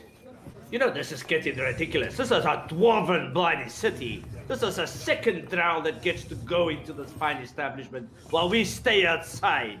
This is bloody madness. He kind of like gets upset. Like, you know, you can see he's like, damn it. All right, fine, go in, but behave yourselves. If I so much as smell a problem, I know exactly who's the cause. Yes, you do, sir. But tell me, you said the second drow? Aye, there's another drow in here. His lordship's pet, Vizeran de Ver. He's in here and he's having a bloody good time. Ah, okay, thank you. And I go. If there's another drow here, can I telepathically communicate with Melissa and ask if she knows this other drow?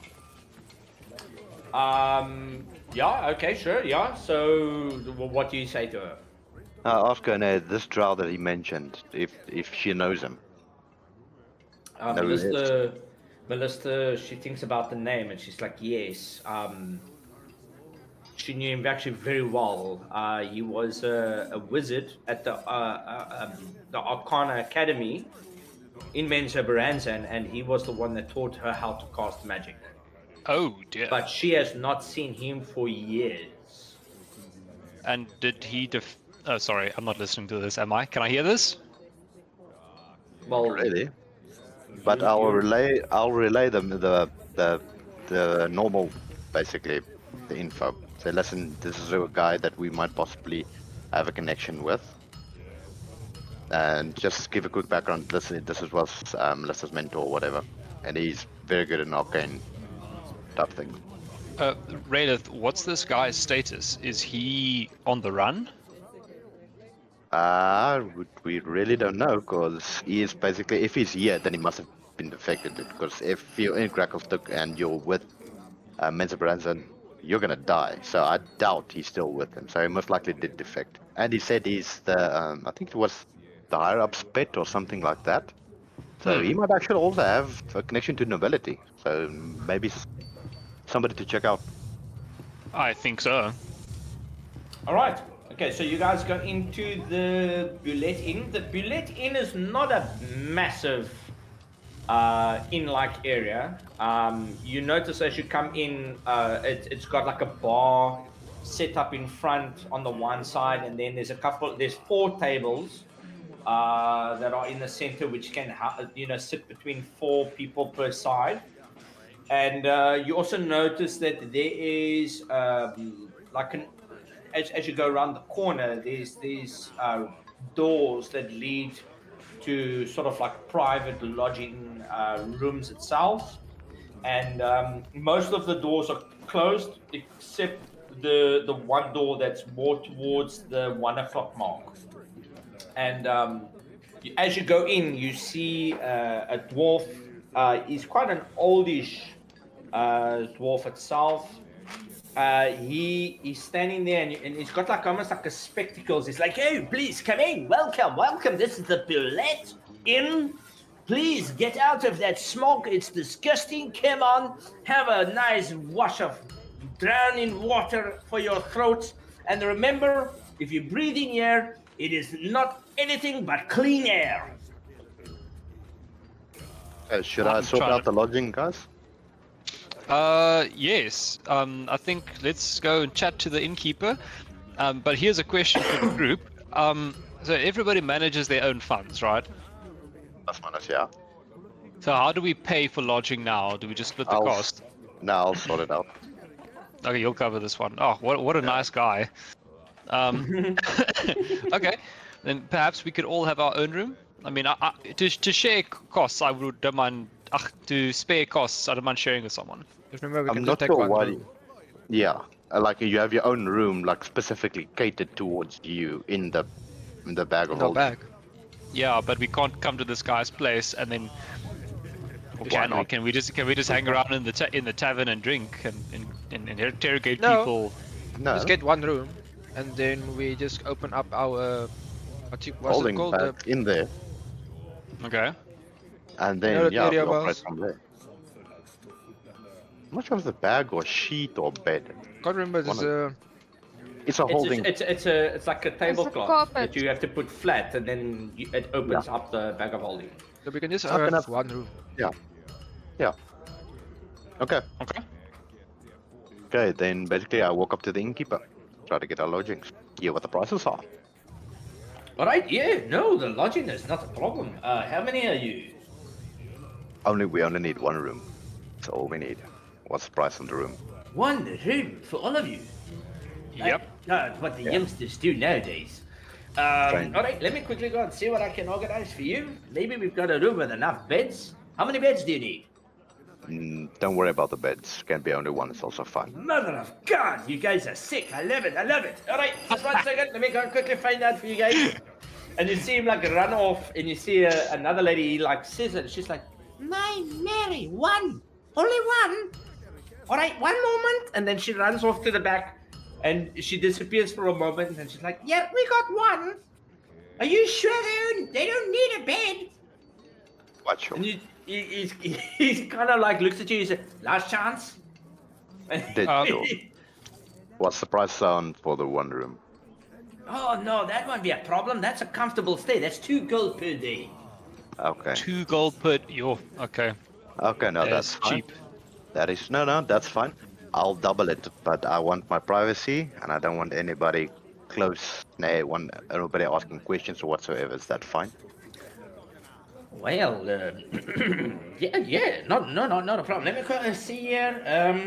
Any disturbances? No disturbances. Not a problem. I'll take that extra 2 gold. Could I make a suggestion, Raelith? Yeah.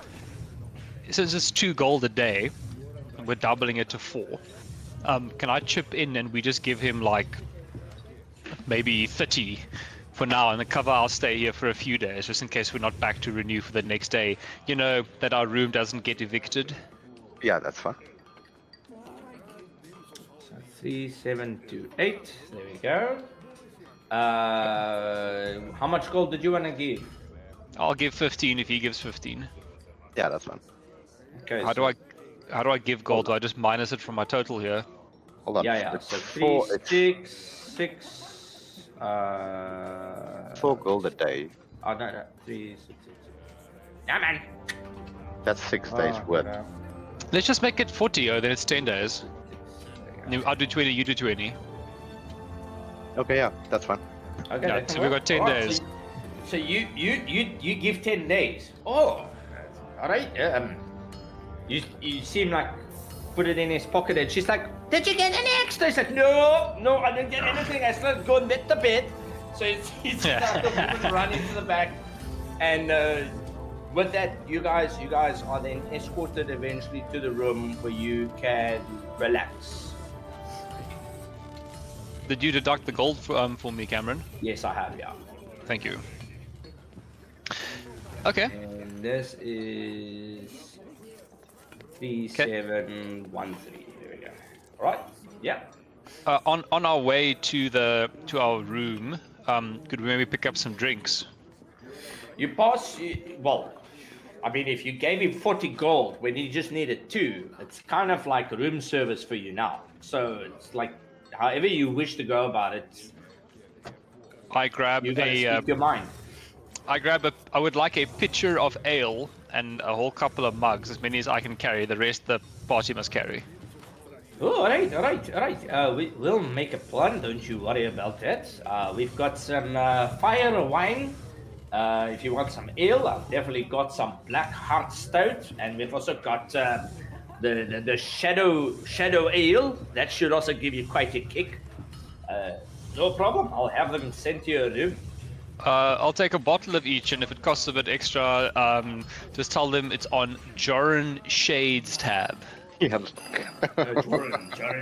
Joran Shade. Joran Shade. And I know I don't look like a Joran, but that's my name. Yeah, you never came across as a Joran, but you know, if I have to look at you and I have to really guess a name, I would say something in the line of I flick him a gold coin. Yeah, I flick him a gold coin. You're a good man. Yeah, always a pleasure, And you see him run off to the other group, and the rest of you guys are basically able to do what you want. Can I also have a turn, please? Yeah, sure, of course. You must This speak. man ran off. I was trying to. Okay, yeah, go for it. Anyway, so I also approached this guy with a coin ready in the hand, and then I slide it across the counter and I ask him. I basically start chatting with him. I say, "Listen, the air here is a little bit thick. It's difficult for my small lungs to breathe. Is there something that you know of, either maybe in this inn or in the marketplace somewhere, that we can use or eat or drink to help us to be a little bit better off in this area?" A concoctie of iets. Let me quickly. Okay, all right. You can roll me Let me just quickly see. Let me see. In insight. Roll me some insight. Yeah, okay. I actually forgot about it. Yourself. Yeah. Everything. You guys have got the roll for Everything. tonight. You listen to him. He's like, yeah, no. If you go to the bazaar, there's a lady that can help you with a little bit of potions and lotions. She helps you a little bit with the drinking, and she might have something for you. The miners, especially the Deru, their wee little bodies can't handle an age more than 45. They normally have something. They call it cough syrup. They might be able to give you some of that and make you feel better. With you, of course, I wouldn't buy the whole bottle. You're kind of small, and it's got a little bit of a kick inside. You might get drunk. Oh, no. So, and how do you take this once a day, or Well, for how long does it last? well, looking at your friend, the one that's barely dressed and kind of weak, you can see she's got no weapons, nothing with her at the moment. She would most probably take about a half a cup, maybe a little bit less. You maybe a drop. Okay, I slip the guy another coin. I say thank you, my friend. Well, And I scribble this on my parchments. The Yeah. information down, and I. thank you very much for your service, madam. By all means, you're more than welcome to ask questions. If it's a gold coin per question, I'll take it. And then I wiggle my eyes at Lyra, and I'm like, hey, let's go to the market. Let's go and shopping. We're gonna Okay, go shopping. you guys are gonna go to the market. We're gonna go shopping. Okay, all right. Okay. Who stays in the rooms? Jordan, what's your plans? Oh, we just my got the plan. room. I'm planning on. Just want to ask one question to the tavern owner. Yeah. Number one, what is his name again? If you even said his name. My name is Brahman Holgrim. Roman. Pleasure to meet you, Brahman. Roman and Jordan.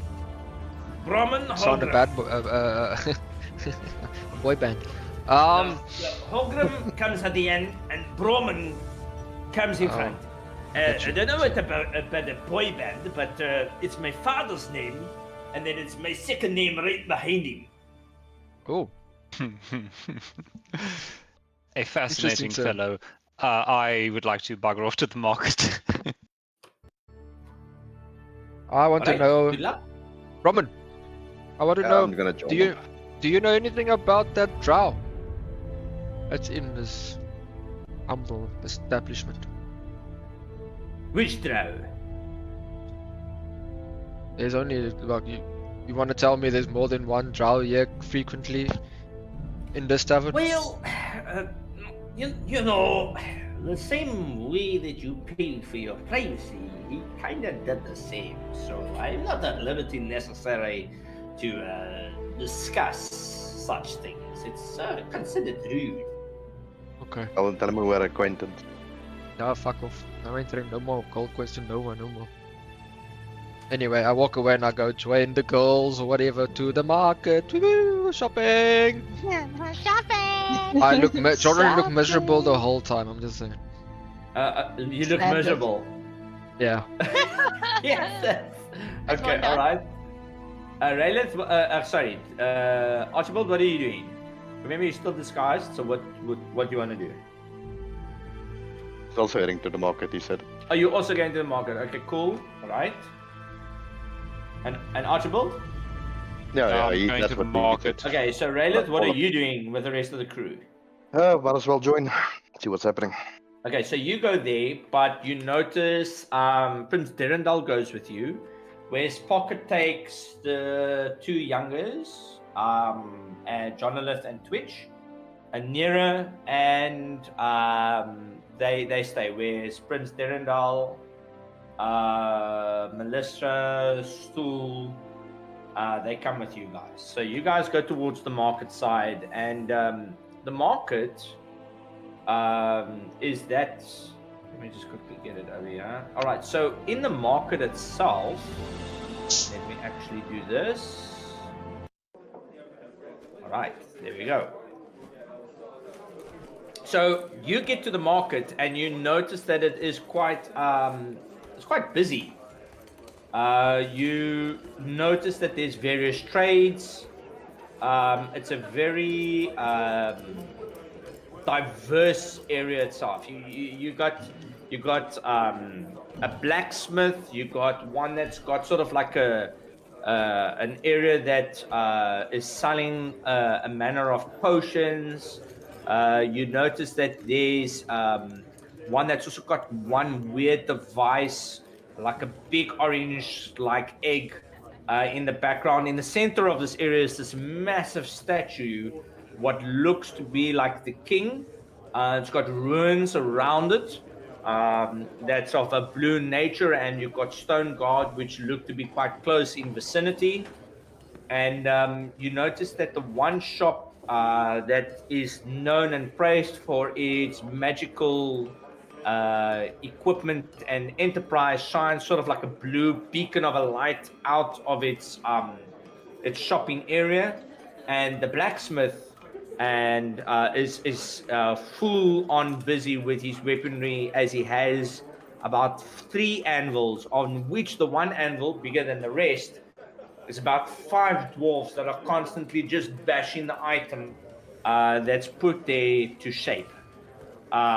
People are busy. There's constant commotion and sound going on, the clinging of the metal and steam being pressurized off in the area. You notice that there's also lava fonts and lava pits on the south and the north part of this market area. And it looks like everyone is pretty much doing their own business while you are there. You are sort of like on a central walking area, and you see all of the shops I've just mentioned from your left to your right.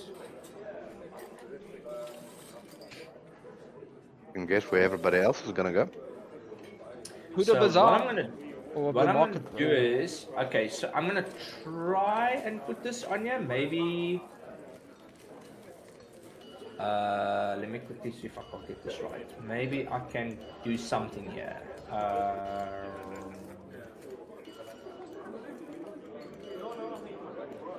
Is a shop that the Okay. tavern guy mentioned? There we go. Okay, in give the me a second, bazaar? give me a second, give me a second. Okay, so it's going to be a whole cluster of things, my bad. But just to try and give you guys a little bit more information. You guys see something up there now? Fuck, what happened now? Yeah, I see something. Mine just hold Yeah. on. Oh, that's crackle stick. Okay, just want to get this. Okay, so they didn't pull through, which is a bit shitty. Okay, cool. All right, so just to give you, I'll populate it next time. I'm not going to worry about it now to try and fix that problem. In this particular area, what I'm going to do is I'm going to put a Nera by the magic shop. I'm going to put Yukuk by the smelting. I'm going to put Aldeth, for the sake of information, here by like food and stuff towards the back, and just shops with random stuff. That's normally like furniture or something like that. And then by the statues in the center point, I'll put these guys here so that you can kind of just see that they are just in this particular area. Okay, so you guys are more than welcome to do your thing, but my apologies for having this over here for now. No, that's fine. Okay, where would you like to go? Who's the Obviously, observer? I would like to go to the stall where they sell those potions. To assist Lyra. Because What about I don't want a disadvantage. I want to be able to go full up. I can cause. What about Yeah, me? sure. So, So we need to stuff that shit down her throat and get her better. Yeses. Okay. Fuck me. Yeah, sure. So I That's... approach the stand. Okay. Sorry. My hands are just I'll full put you at the there. moment. I can't move my character. No, that's fine. I'll put you I'm guys just more or chopping less where something on that the lady side here is. And I'm assuming there's like a menu of some sort, or like a little indication of what's being sold there and how much it costs. Yeah. So Do you this have is some, this some, this some is. names for me? Yeah, so this over here is the Barrel Fast Brewery that he was talking about, and the whole point is that they sell a lot of drinks, beers, alcohol, spirits, and you find through word of ear that this is the place where you would buy the particular potions itself. Okay, so there's like somebody standing there, right? Who is this Yes, person? yes. One person, right? Okay, so I fly up to this person and I approach them, and then I say hello. Hello. Yes. So I don't know if I've got to bribe every single person. I don't know. No. But yeah, so I just start chatting and explaining. Listen, and I point to Lara and myself, and I say, look, we are quite on the smaller side. Myself, very smaller, and we're struggling with the air and the atmosphere here. It's difficult to breathe, and we were told by this one owner of a tavern to come to you because Yes, you that's will be right. able to assist us with some potions or some concoction Some that we can potions. drink. What Yes, type of that will- potions do you need? I just told you. I need something to help us breathe a little easier and to give us a little bit more strength and a pull and a scoopie terug en ons stappie. So you need somebody with a bit of a kick. Yeah, something with a little kick to give us to make us energized again, and for us to feel like this weight is off of our chest, so we can breathe properly. What? Weight off your chest. But you're small. What weight? I've got a lot of weight on my chest. No, just they're taking everything literal. But If yeah, you say so, give me a second. Give me a Tegen wie? second. Hulle vat alles wat jy sê, vat hulle baie letterlik op. So jy moet nie Is dit? soos voorbeelde teruggee of iets. Jy moet net vir hulle sê, luister, eer is kak. Gee my 'n potion wat jy gebruik vir wat mense wat nie hulle longe opvolk nie. Gee dit. Okay, all right. Okay, I'm assuming we're having this conversation on the side in on our minds. So Yes. I repeat that to the guy and I say, "Whoa, stop! Okay, I can see you confused." I never understood a word that you said. It's something foreign. Yeah, sorry. Okay. Oh fuck me. Kan Vost is he mushroom naby? What mushroom? Ja. Can this guy understand me at all? You see him like standing there, and he's like looking around, and eventually like, hang on one second, let me speak to my brother. So he turns to his side. Oi, she needs something strong that she can take off her chest, so that she can use it to put it on her throat, and then it'll make her feel better, because then it will make her feel better. I think. And then he like looks at you again, but you don't hear anything coming from his right. Hey, fuck all of you. Someone just translate for me, please? Okay. You just said for all of us, do you know what that means? And then they said, do you know what that means? Now, I don't know what that means, but it's Okay. something about a fork. You read the wrong thing. The food's down that way. Okay, can I go and intervene, please? Intervene here and just help me. I tell Rayleigh in my mind, I say, please man, we need to budget for about 10 days, okay? Get me some potions for about 10 days, okay? For myself and for the rest of the team, but specifically for oops. So that we can drink it. And you see, fight. like this old Dwagar is like looking at you. You see his eyes are like squinted, almost like he's got to really focus on what the hell you're trying to say. Did you get all that? I turn to the guy and I say to him, somebody is on their way. Don't worry, they will explain. Who? Me. Oh. Okay, so Rayleigh, you get there. Okay. I What tell do you them, say? I need a brew that the miners use now when they've got that. What do they call it? The black lung, not the black lung. Regular. Grackle lung. Yeah, the grackle lung. We need brew for the grackle lung. Oh, okay. One moment. You see him like run to the back, and he brings. How many did you need? Okay. How many are we? We're a lot. What's the But price We're of it? 4. How So much is it? How much is it? hold on. First off, Yeah. okay, How much is first it? I'll quickly go check. Don't worry. It's about 60 silver for one. Yeah, that's I okay. like 20. No. We're 4. We're here for 10 days. So 40. we're gonna need about 40. Yeah. And how much silver did you say it was?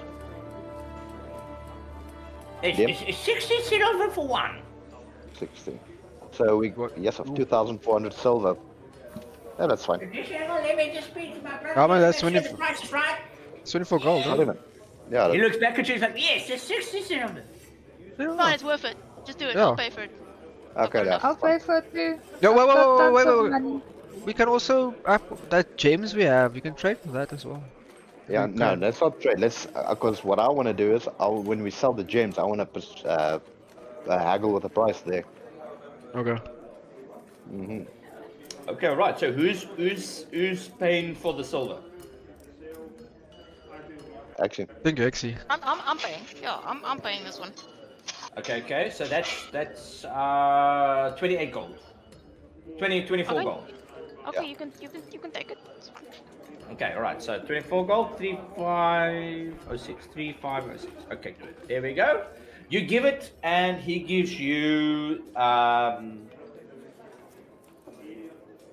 yeah, gives you 40. Okay, all right. So you get 40. I'll put it in your inventory, Thank you. and you guys can basically drink one of those to try and subdue the cough.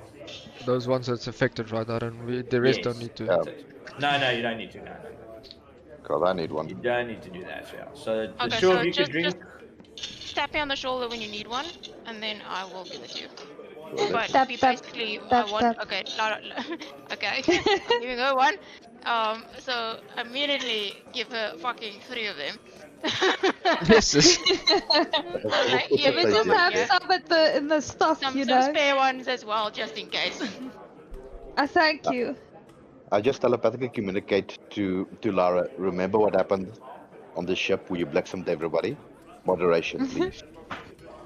Well, you said about half a cup, less than half a cup. No, I So can't. I'll take yeah, you said like half a cup, I think. yeah. How So long does I'll it have last? less than half a cup. Full day. I don't know. Full day. Okay.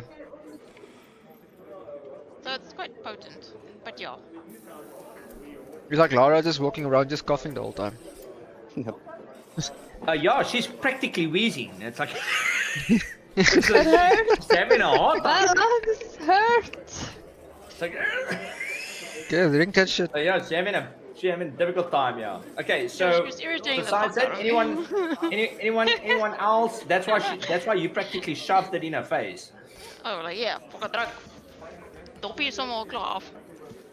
Right, cool. What are the rest of you guys doing in that moment besides Rayla's came to her aid? Joran and Archibald, you guys, what are you doing?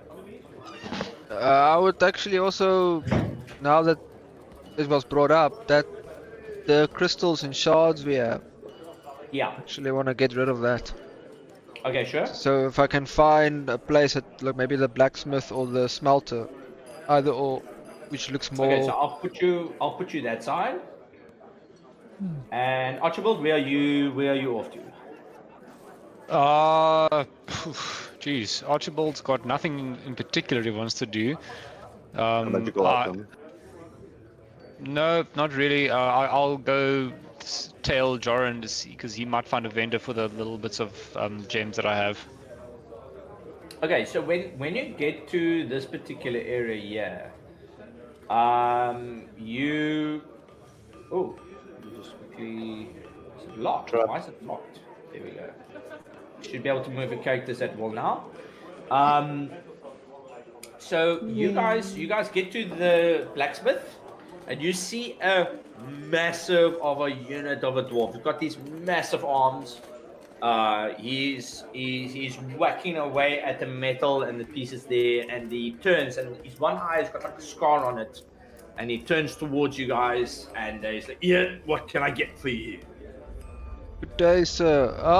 I was wondering, are you... Look, we've got a couple of weapons here that I also want to sell. Are you interested in some drow armor and swords? For scrap? Drow armor and swords. I'll take it off you. It makes good fire for the forge. How much would you say you would give for like a chain shirt, a short sword, couple of short swords in between there? That's it. Well, how many do you want to sell? So okay, let's just start off with this. I've got Drowcraft chain shirts, 10 of them. Right? 10 chain shirts. So one for 35. I'll give you 40 for 10. So 400 even. Make it 500 and we have a deal. Look at me, boy. I don't need more armor. If you want to get rid of it, 400 will do. I just had to test the water, sorry sir. Then I've got 2 drow short swords, how much? Do you want to sell the chain shirts, yes or no? Yes, yeah. Like I'll give him the 10. Like start taking it out of my bag and then placing it down for him. So I'll remove those for you. Right. What else? The 2 short swords. There's 2 Drowcraft short swords. Yeah, 10 gold each. Cool, and I'll put those 2 down. Right. Then so we found this stones in a cave on our way here. Stones. Yes, gemstones. Right. Are you one? What type of stones? This one. These 2 I have is 2 jetstones. Jetstones. Yeah. They look like charcoal to me. Well, maybe I have a better look, sir. I wipe it off a Give it bit and yellow, I handed see? it. And he like takes it and he looks at it. It is it's weird charcoal stone. This one is black. That's right. And you kind of like he tries to listen to it for a moment. I don't know this. Maybe the jeweler might be able to give you some better. But if you really want to, I can buy one for 20 gold off of you. If you're not interested, I'll take it back. Thank you. No problem. He like hands it back. Right? Then, sir, I've got some normal, proper from the overworld actually. Scale mail if you want some of those. I said overworld. Scale mail. Scale mail, 3 of them. From the surface? Yeah. From the surface. Came from a long way, sir. Man, I'll be honest, that's a rare commodity. Let me look at the quality first. And he's kind of like asking you just to have a good look. Yeah, I hand one of them over. I've got 3 of them. And he pulls it up. He says, "Well, it's definitely not as it's not as sturdy as dwarven steel, but I know a guy that knows a guy that might be interested in one of these. I'll buy one of you for 250 gold." You know, this came a long way, hey. I can't part with him less than 550. Right. Roll me a persuasion check. Thank you. I'm also moving my way slowly there while they're busy with that. Do then. Persuasion. And I will use a luck. Actually, no, I won't use luck. Forgot I've got my reliability talent. So he looks at it and he's like, "Yeah, right. All right, I tell you what. Give me 2 for 800. We'll call it solid even." Drive a hard bargain, sir, but I'll take it. And I take the 2 and I hand it over to him. And I think that is it for now. Do you have anything for sale interesting from the light armor variety? The light armor. Yeah. I might just have something that's worth your while, but I'll have to just go and have a look in the back. After all, it is of the greatest of qualities that we ensure. Of course. Shop. Top shelf. If you Top could shelf. just hold please. on for a moment, I'll give it to you in a moment. And you kind of see him like he goes towards the back just to go and see what he can find. And as he's scrounging around, you see he's basically got. He pulls out this one item now. The craftsmanship and the materials that you see on this particular armor, it's leather, but it's not leather that comes from the surface. It's something that has been used from here, and you notice that there's like sort of metal studding and increments in the actual armor's way of like layering itself, right? And he says, this is the strongest studded leather that I could possibly give you. But I'll tell you, this does not come cheap. How much? And what is so special of this light armor? Well, this is a particular enchantment and it has a strength to it. It's been made to be quite snug and ensure that the person that wears it is at the most utmost safety that they could possibly be at, but still being able to move like a feather. We managed to make it for one of the people within the city that was caught recently and was killed by the king, and his lot of followers were exiled from you know what group. Yeah. I think I know what you're talking about. Somebody, sorry, say again? I think I know what you're talking about. Yeah, it's pretty obvious if you've been paying attention in the city in the last couple of days. But this, I can't part with more than 70,000 gold pieces. Oh yeah, fuck.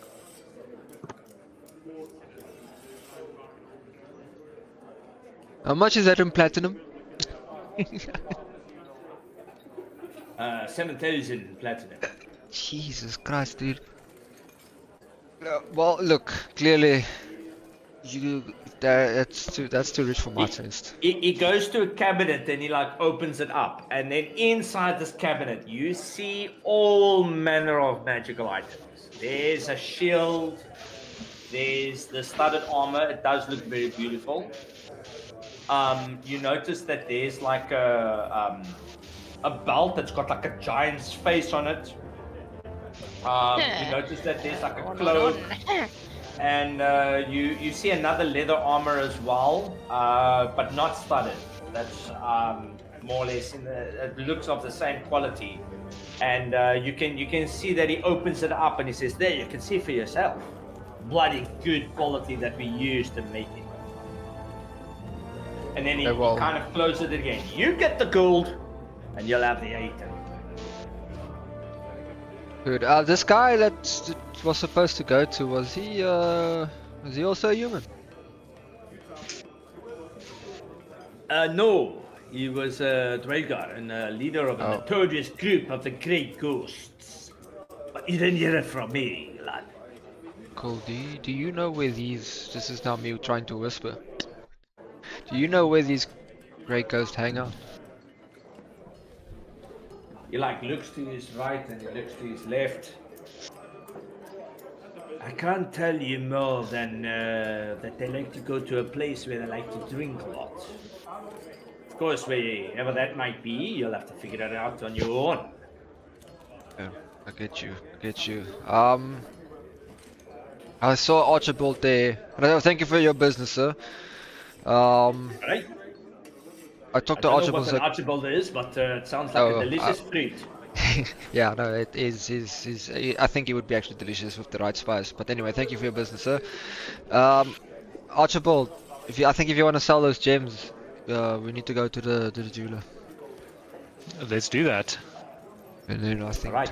and I also say that to the rest of the party. If anyone has gems or items to sell of value, I think we can head to the jeweler. I'm already I'll there. take Right. I'll take a back seat So from there on. when you guys are in the area here, you Raylith, where are you more or less? At the jeweler. Okay, so as you guys make your way towards the jeweler, you guys, let me just get this because I'll have to fast pace this a little bit.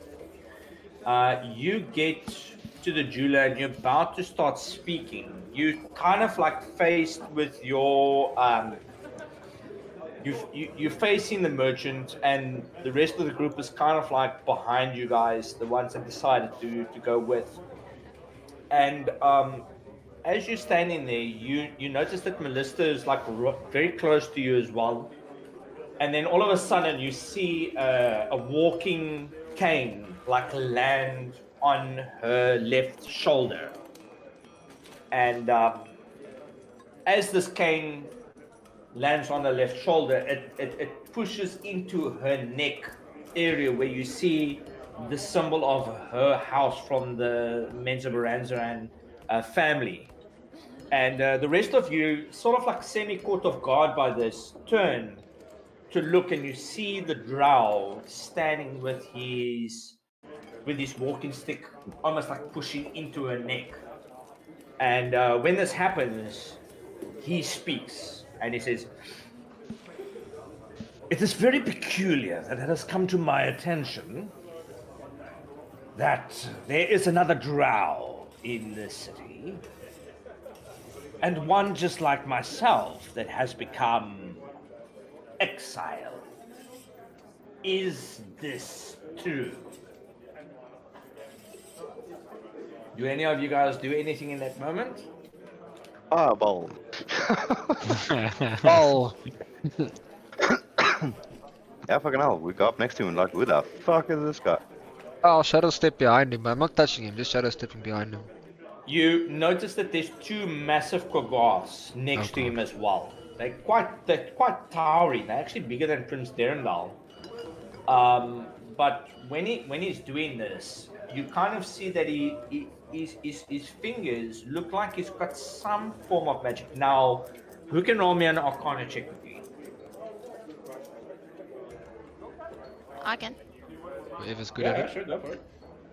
Go. Fuck. Okay, 15. It's not a 1. Okay, so with it, you notice that Advantage. Oh yes, that's true. You with Because I'm standing right next to you. So I give Okay, you the yeah, you aura can of roll arcane again. brilliance, so you get advantage on that. It's a pleasure. Okay, we should put advantage. Yo, she rolls it too. She No. You just roll once. Fine, fine. Doesn't matter. I'll take the biggest one. Don't worry. So 20. Okay, so with a 20, you notice that in his hand he's casting magic, but this isn't weave magic.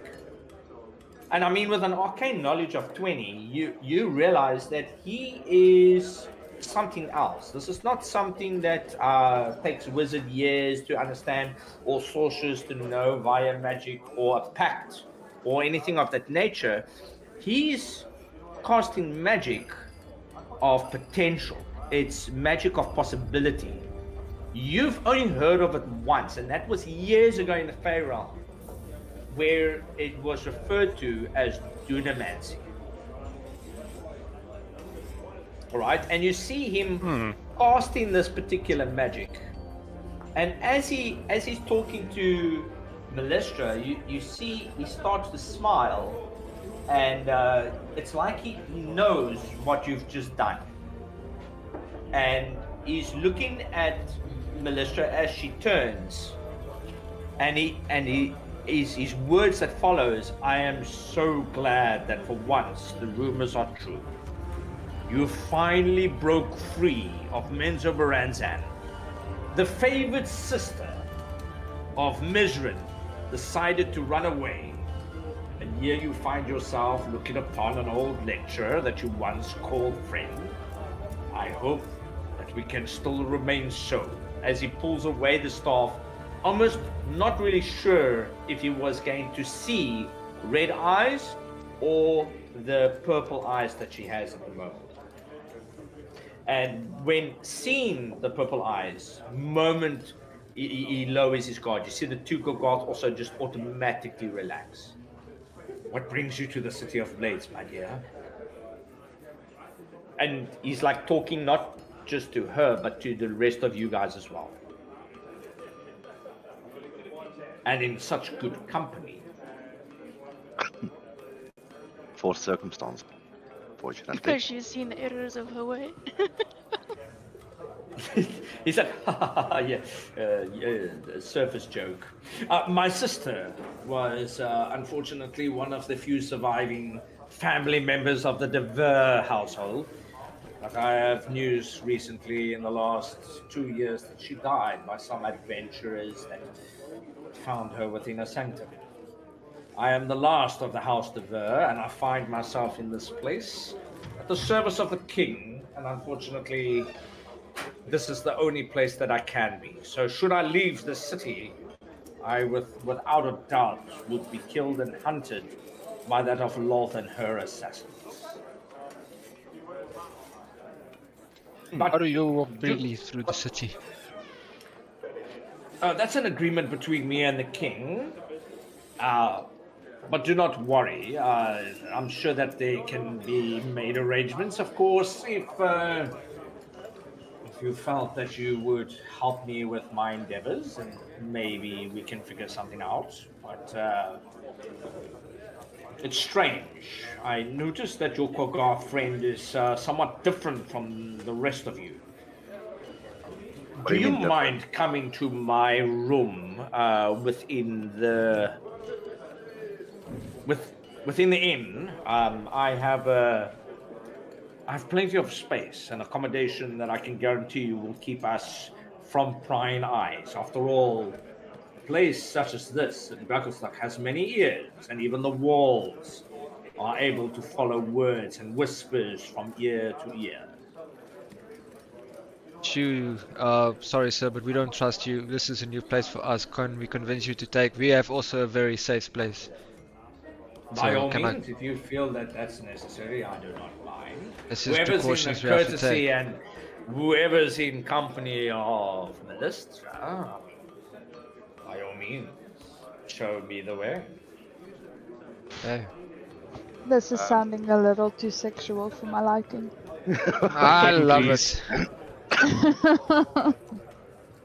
Okay. And we head back to okay. our safe space, and then Well, hold on a second, mate. Can I sell my jewels? I don't think there's no time for that at the moment. I'll sit with you to sell the jewels, but we are running a bit out of time. We've got an hour and 10 minutes. The jewels are that I'm coming. gonna conclude. So Jules will make a plan on the next one, yeah. All right, okay. Anyone else doing anything else very quickly? Nope. No. All right, so you guys make your way to the room, and while sitting in the room, you is this going to your actual room itself? How do you guys go about this? We're going into our room and into the bag. Okay, so you guys go towards the bag itself, all right? And when you do that, and do you allow him to come in as well? Yes. Yeah, sure. Okay, so as he comes in, he's like, oh yes, I have heard of such magical things. It's very similar to my tower. I have also got a means to do something of a similar nature, but just a word of caution from one wizard magic to another. Do not have two extra dimensional spaces in one occupied space, or you will make an oblivion and a black hole, and we will all be vaporized. But no matter, not a problem. And you see him as he casts magic. He's very fascinated by Prince Derenal, and he's like, yes, this creature, this person is not who they seem. And you see him kind of like scanning this magic itself. And as you see this, he's like, yes, this creature's cursed. You do realize this creature's been cursed. We did not. Who's the closest to Prince Derenal? Exie. Yeah. It was I. He saved me once. Actually, this guy.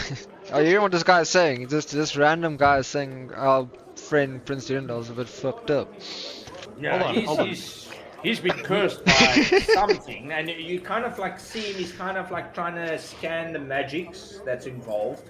It's like, yes, this is hag magic.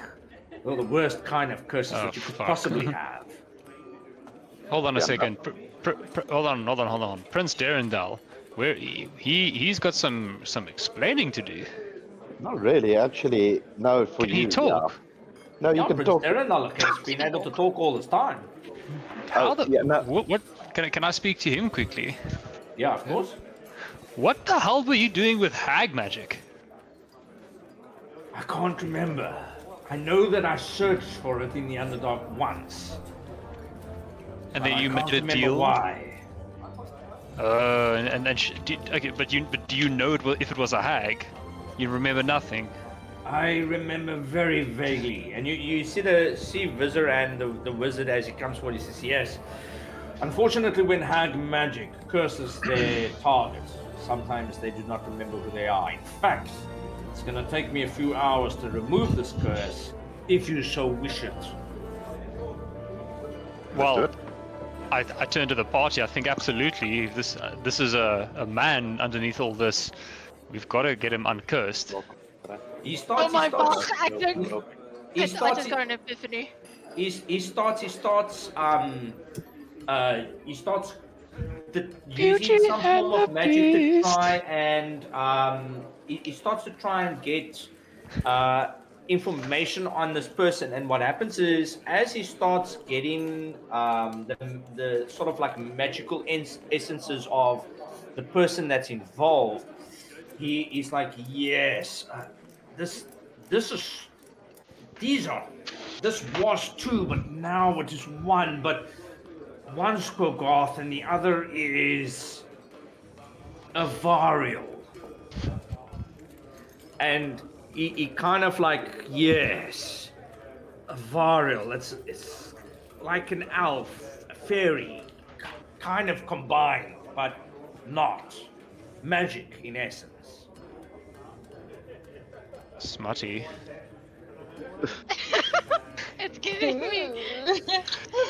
It's giving me Court of Thorns and Roses. Oh god. Uh-huh. Yeah. Wait, Dixie. Wow. I've got a whip Yes. here in my inventory if you need it. Yeah, please give me it. I hand over the whip to Dixie. Oh, yeah. So yes, you start getting the feeling that, okay, all right, he can remove this curse, but he immediately looks to you guys and he says, but I will need some form of payment. While detecting the magic and the means in this place, I couldn't help but feel that something is within you, Joran, that I could possibly need. And to my amazement, it would seem as though you have not used it. All I ask is that I get the contents within. The flask. I know. I see. Yeah, What is in no. this flask? No. What you know something about this flask. What? Because I can't Yes, hide of it. He knows course, I know. can definitely use it. Definitely use it. What is in it? Wait. Will he get this flask back afterwards in He the said I same can get the condition flask. that he gave it to you? You are more than welcome to take the iron flask. It is a beautiful item of It is a magical beautiful item. properties and holding. You by all means can take it. I just wish the creature that is within. No, isn't that Yes. the thing that might be all deaf? Yeah, but the thing is, he's going to use it to remove the curse. Basically, that thing will die, and its essence will be used for the. No. Yeah, I don't think he's No. gonna use the flask for that right now. No. He's gonna use it to attack That's someone. preposterous. I won't do that at all. That's cruel. I wonder- quite frankly want to free it. It has been a slave to Ilvara for years. I even knew it at one stage when I was within Arcania. Inside check that shit. Yeah. Yeah, you can do it. Can I back him up? Yeah. Oh, yeah. Oh god. Okay, so 9. Yeah, you can read. Is that? Oh, no, that's inside. Yeah. Is anybody else a bit wiser that? Yeah. Okay, 24, reliable. Okay, so 24, he's telling the truth. Okay. Like full on, he's telling the truth. Okay, cool. Cool. We can do that. I think, Joan, this is your little flask. So you Well, must decide. It's a flask I carry because, yeah, dangerous. But I want to know it's what. useful. Yeah, but what is in? So what is? What in is the in flask? there? A Why do you creature want that was this? used for pleasure. A creature that was taken from the very societies and stripped of its ability to be able to act as a being. I wish to take him, and I wish to show him that it is not about service, but rather about respect for oneself. Was this thing a prostitute? Killing a horse. So, do you open it or not? Was there a hoe in the Do it. floor? No, well, I don't know. Maybe we should just open it, man. Just live a little. Just give it It's to a this flask. guy. Give it It's to a this flask guy of and say, loading. dude, Sure, dude, sure. open Yeah, it. there. I've lived long enough. I give it, I give it to him. Open the flask of holding. Okay, so you guys open it, yeah? Yeah. Flask Well, of I'll holding. give it if he wants me to open it now, so he can have it for this exchange. Sure, I'll open it. All right, and he says, all right, besides gosh. the flask, I would ask that you would just do me one favor. Don't And this open is a simple task. Say, who is the leader of this group? I am. No, Yes, sir. no. And I start Okay, laughing. okay. So you start walking towards Hexie, Oh god. I prepare my banishment spell. Yeah. and he takes like a little badge, and he's like, this will get you past the main gates, but I need you Oh, to take this walled stone, and you need to give it to the king. What? She's like 1 foot tall. She can't carry that stone and the badge. Would you like to carry it then? Anybody I else? use the stone of enlargement. Okay. Okay. I can carry it, not a problem. All right, by all means, then here we go. And he says, but remember, direction I to didn't the vote king, for you. give him the ward, and make sure that he puts it in the right place. That's very cryptic. What the hell does that mean? You'll understand when you get there. Up the bum. I trust you no intuitively. babies. When he does that, he goes over to you, Jordan, and he's like, the fast, please. And bear in mind that this curing of the curse might take a few minutes, if not hours. But we will see, and I will ensure that this Derendal is in good mindsets when he is done with the curse. Okay, I hand over the flask. Yeah. He pulls it up, and you see him, he casts like a magic, which is like a particular symbol on the ground, which looks like an encasement spell itself, and he opens up the flask, and as this flask opens up, you see this sort of like a cloud, and as the cloud gets to this area which he's entrapped, you see it starting to form this particular man, and you see this man, and he's like, oh, yeah. Oh, and he's got like, you see he's standing there, he's got like hardly a shirt on, he's got like a shock, and he's like, shall I shock you? Must I shock you, baby? I'll give you Yes, a yes. shock." I was fucking dead on the money, boys. And you see him like wearing hardly any pants on. You see like a sandals. He's got like a knife there. That he's got there. He's like, I'll cut you. I think I'll cut you. And you see, he's like, do you want to suck on the frozen orb? You know, it's like fucking completely mad. And you see him turning around, and then he's completely shocked to see that it's not Ilvara. It's like, what happened to Ilvara? And you see Vizeran as he's basically talking to this Drow favorite consort, which was basically a creature that was used for the basically the pleasure of Ilvara. Yeah, right. Hang on- Well, hang fucking on. underdog at horrifying things. Hang on a hot minute. We found this flask, right? Just stop me if I don't understand this correctly. Uh-huh. Okay, and there was something trapped inside. Yes. right? And we thought it was a spectator or beholder or something crazy. Yes. And as Well, we we're not wrong. It was crazy. It was crazy, yes. I definitely didn't expect it. And we were told it's got a challenge rating of 1 billion, and then if we open it, we're gonna die. No, Yeah, it's a well. challenge rating of 18. It was higher than you guys. Okay, challenge rating 18. All right, cool. You, Well, you said that we could possibly fucking die if we open this. Yes. Fucking die, yes. yeah, fuck and die. Yeah, it'll Oh. fucking rape you in the sleep. What the fuck? Yeah. Okay, yeah. that's a far worse enemy than what I'd imagined. I'd rather take on the beholder. Okay. So what I'll do is I'll even share it for you so you can see for yourself. So Drow favorite consort. Challenge rating 18. You'll see that it's got all multiple attacks, arcane, eruption. The Drow can push the target up to 10 feet away. Spell casting, it's got Dimension Door, Fireball, Invisible, Darkness, Levitate, Mage Armor, Mage Hand. And it's got a protective shield that gives it +5 to its AC until the start of its next turn. So basically, in short, because it's in a contained field, it's not offensive. But if you had opened this on a ship or anywhere else, it could have very much been a very bad experience. Yes, And sir. yes, he most probably would have banged you after making you unconscious. Oh, yes, yes. God. Told you guys there are horrifying things in the Underdark. Penis Raiders, dude. Yes, sir. You see, they're here. Yeah, they're here. They were among us the whole time, man. All right. Okay. All right. So besides that, Hey.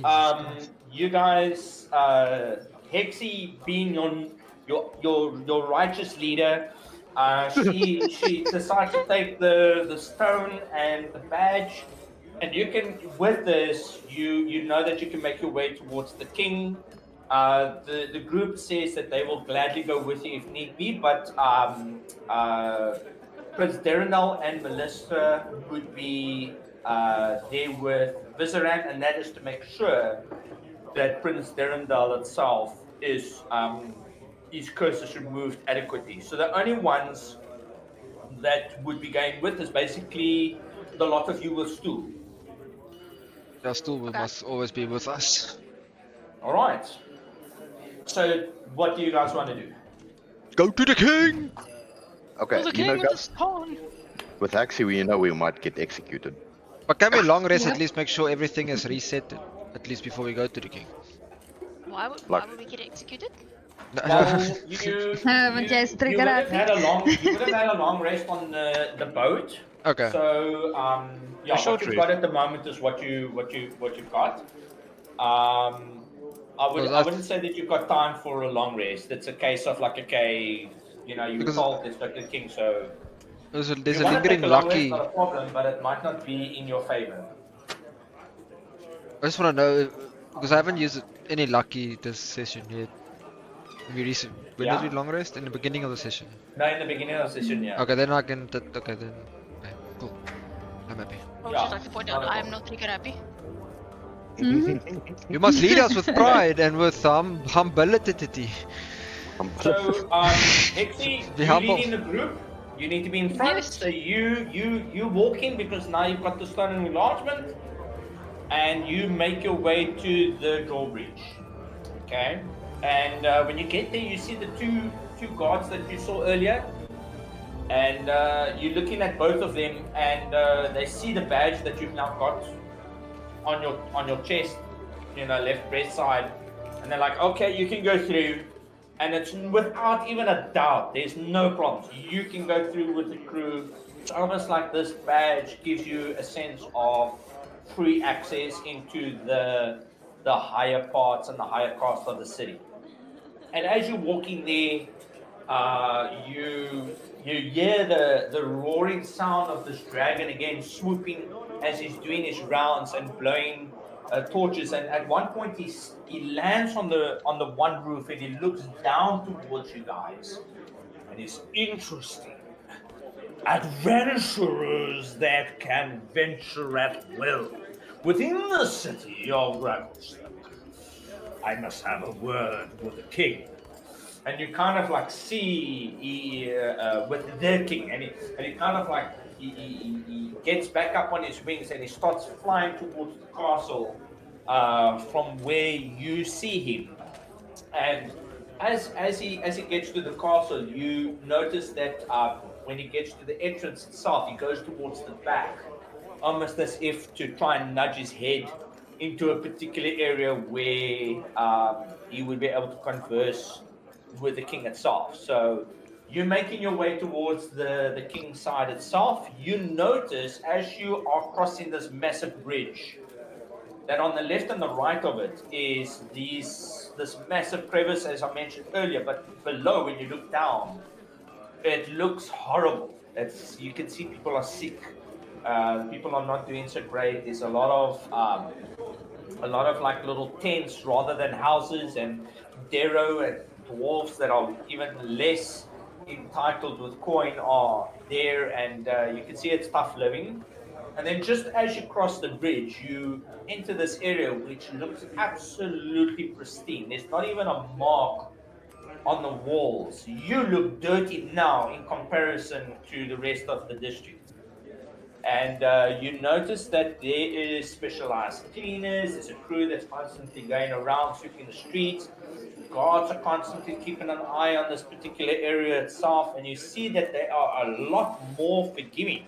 I mean, you walk right past them, and it's this mindset of almost, okay, if they're here, there must be a good reason. And they don't even give you a second doubt in their mind. And you go towards this castle area, and it's got a very intimidating look. But I'll see if I can give you some photos of it. Yes, sir. Let's quickly see. So this is the upper district. As you can see, it's a lot more towards the lava, and the heat is a little bit more strong in the sense of like it's constantly pushing against you, but you can feel that you're kind of getting used to it a little bit.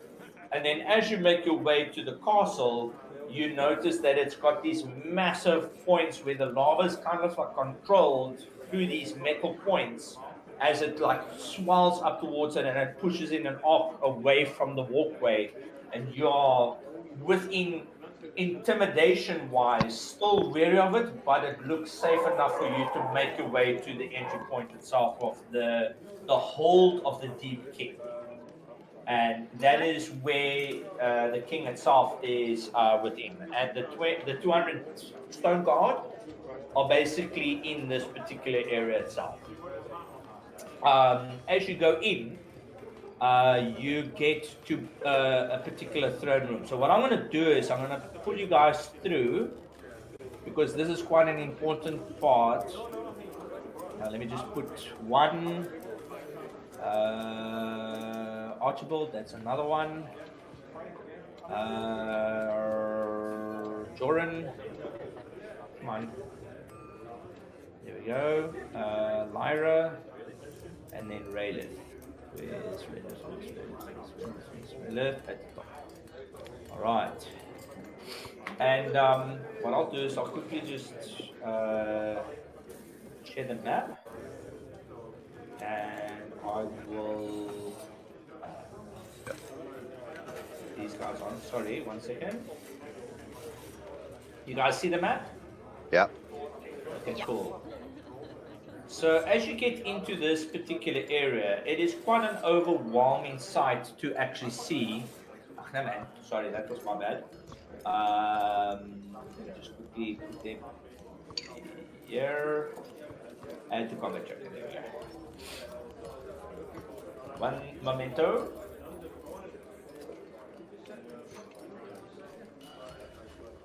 And that is this one. All right. Here we go. You should see everything now. So the hold of the king, it's like this particular area is got lava that's constantly flowing. The guards are constantly marching up and down this particular area as well. You see guards on the sides as they watch from a distance, and you basically also realize that you are in the company of the king itself, known as the Deep King. Above his head, you'll see that there's like this one opening, and when you look up, you notice that Timochard is kind of like looking inwards. And Hexy, you right in front because you know you're the team leader. There we go. We got the rest of you guys falling in line here. And then you guys can decide what you wish to do in this particular area itself. You guys should have free roam. Let me just double check here. All right, there we go. I push Rylith into the lava. So it's perched up quite high. The steel feels warm, but yes, it's about 200 feet all the way down to where the lava is. So if you drop something, you're gonna wait a few seconds, but you'll hear that occasional as it goes in, and you kind of standing on this massive walkway, and you see as you look a little bit ahead, the king. I don't know if you guys can see him, but he's got like you'll notice that he's got something that's very odd about him. There's something that's taking a different shape and turn as you get closer to him. But as you walk in, you see, what business do you have in my hall? As he kind of like beckons you forward. I nudge Hexy forward. Good luck. Good luck. What was that guy's name again? Afu Tekman. Don't tell her she's the leader. She should have written it down. Huh?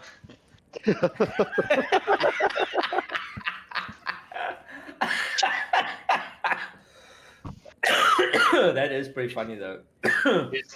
His name is King Horgar Steel forward. Shadow. And then I say, hi, I am Hexy. And I was sent by a gentleman. And he instructed me to give you something that you will know what it is. And what would that be? I can't read your mind, girl. So I reveal the orb to him. And I show it. The orb or the rune? Yeah. Whatever the thing that I'm carrying. You Was carrying carrying- both. Actually, wait, no, hold on. No. Fruit, isn't Jaren carrying the orb? No, I'm not. Oh, no, carrying. she I'm is. the one He carrying the orb. is. Not show the orb, show the thing that the other drow gave you. So this The is basically this Yeah. is what the king looks like. Mad. You should have just rolled with it, Cameron, and then like, yeah, she gives him the fucking orb. It'll get No, executed. man. Yeah, you want to go with the orb? You want to give him the orb? Fucking No, I'm giving the ruin. to the Oh, gallows. okay. So Horgar, the Steel Shadow the Fifth, will see to the stone, and as he is sitting there, you notice the one guard stands up a little bit in front, and he holds out his hand.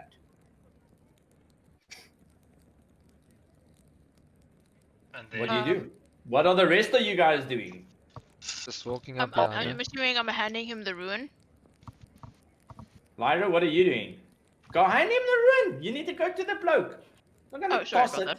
that. I'm gonna sit on this bench over here. That's what I'm gonna do. Okay, yeah. I'm nervous, okay? nervous? Yeah, so I'm handing him the stone. I feel like I'm just gonna stay here. can Where are can you staying, Observe. Just here, on the carpet. Okay, sure. As you give the rune, the guard grabs it and he takes it and he turns, and what you notice is the guard goes and he places it right on the edge of what seems to be like ruins, and this particular rune is basically encapsulating the king, and it's wards that are of arcane nature, and it's like this one rune placed next to it. He kind of gets up for a moment, he goes to the rune, he grabs it and he puts it in this area, and you see like a ripple of almost like reinforced magic as this reinforces this particular area. And so I thank you for your service. Could I do? Can I see if this is like a shield or something that is put up? You can do an Arcana check, yeah, for sure. Wait, Lyra wants to stay there. Yeah. I don't know if I want to anymore. What if I'm not in it? Sorry. All right.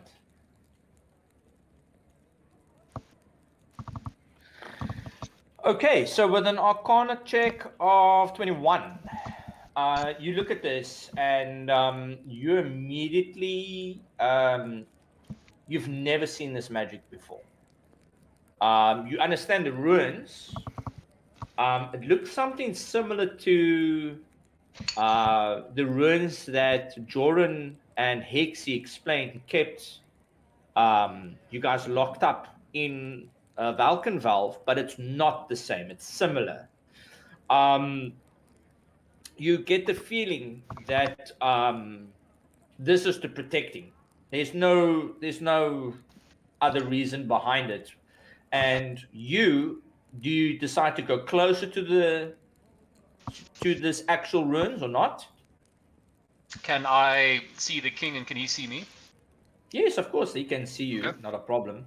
But you can kind of see the guards are quite relaxed. They're not really worried. So when you get to about here, where it really starts, you immediately feel with your hand, and it's like a solid surface. You can see through it. It's like glass. It's there, but it's like you can't get through it. All right. I'd like to address the king. So, King Horgar Steel Shadow the Fifth. I am Archibald. I am one of the traveling group before you. I must ask your worship. The ruins around you. They are to protect you, no? Might I ask, protect you from what, my lord? If there is trouble afoot or you need assistance, we would be happy to hear what bothers you. So King hears you, and then he speaks towards you, Hexy. Why does your companion speak to me as though I needed his advice? I see how it is. Execution. Do you not speak on behalf of them? I turn around and just walk away. Fuck this shit. The translator, sir. You must excuse my subordinate. Yes, sir. He is sometimes One more nasty fucking comment. I'm gonna use my spells on you.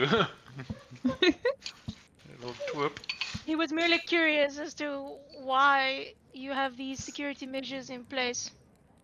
These security measures have been in place for eons. It was my grandfather's grandfather that put them into place to protect us from that which matters most. So, as visitors of this land, we should not worry. We are safe while living in your city. Of course, unless I deem it unnecessary. And he kind of like just sits there looking into the distance. You see Themachard above him with his head. Wise words, King. These adventurers, they intrigue me. And as this is happening, you start getting a very funny feeling. Hexy, you can roll me an Arcana check or investigation. Okay. On the motto. Off of their heads. Pepsi. Okay, 16. Yeah, I'm not going out alone. You can't explain it, but there's just something that feels familiar. And while everyone is kind of just standing there, Archibald is now stripped his mood and he's walking towards the exit already, like, screw this shit. And Joran is standing there you all of a sudden get a feeling that something is at the entrance, and you turn around. It's a thin magic, but it's still magic nonetheless, and you can't explain it, but it feels something similar to Vizaran. And as you turn, you get this tingle, and all of a sudden you see like a tear starting to form. And as this tear starts to form, you see a foot all of a sudden stick out, and the character stands and he climbs out of this particular area. You see the guards all of a sudden draw their weapons as if ready to take on this massive host, and he immediately just clicks his fingers, just straightforward clicks, and you see all the soldiers within the room fall down, almost as if gone into a slumber. And you see him walking towards the king itself. I come under parley, O good king of the mountain. And you recognize him as a character that you had to fight once on the surface wall. He draws from him this massive blade that's about 12 feet long, and you notice his 6 hands and his purple skin, and you see this armor that kind of like runs around his right arm, and you notice that he's got 6 horns sticking out of his head, and he makes his way towards the king itself. You recognize him as Grazis. Oh shit. Why did I choose to stay by the stairs?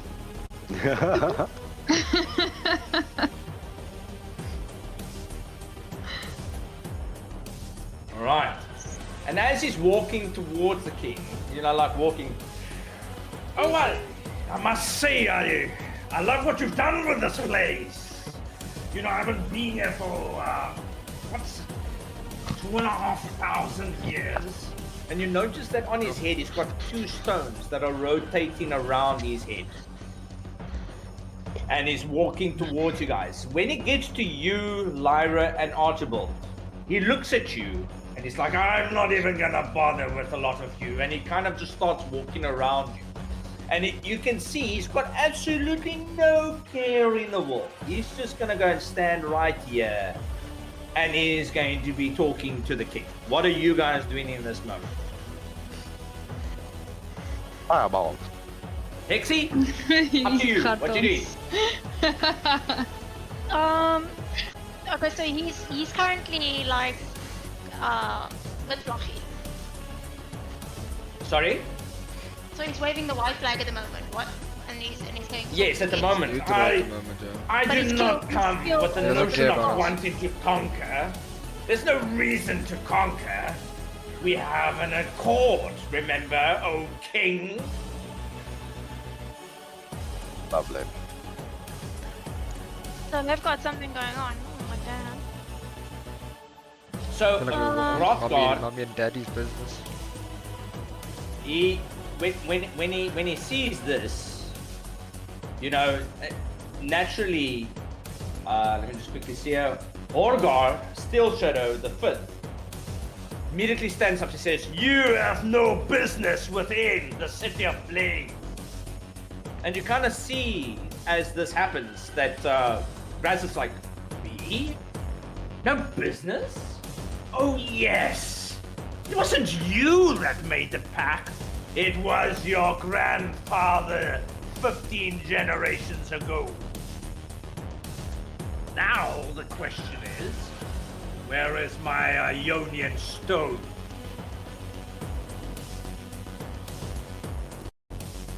Oh god. Have you checked your ass?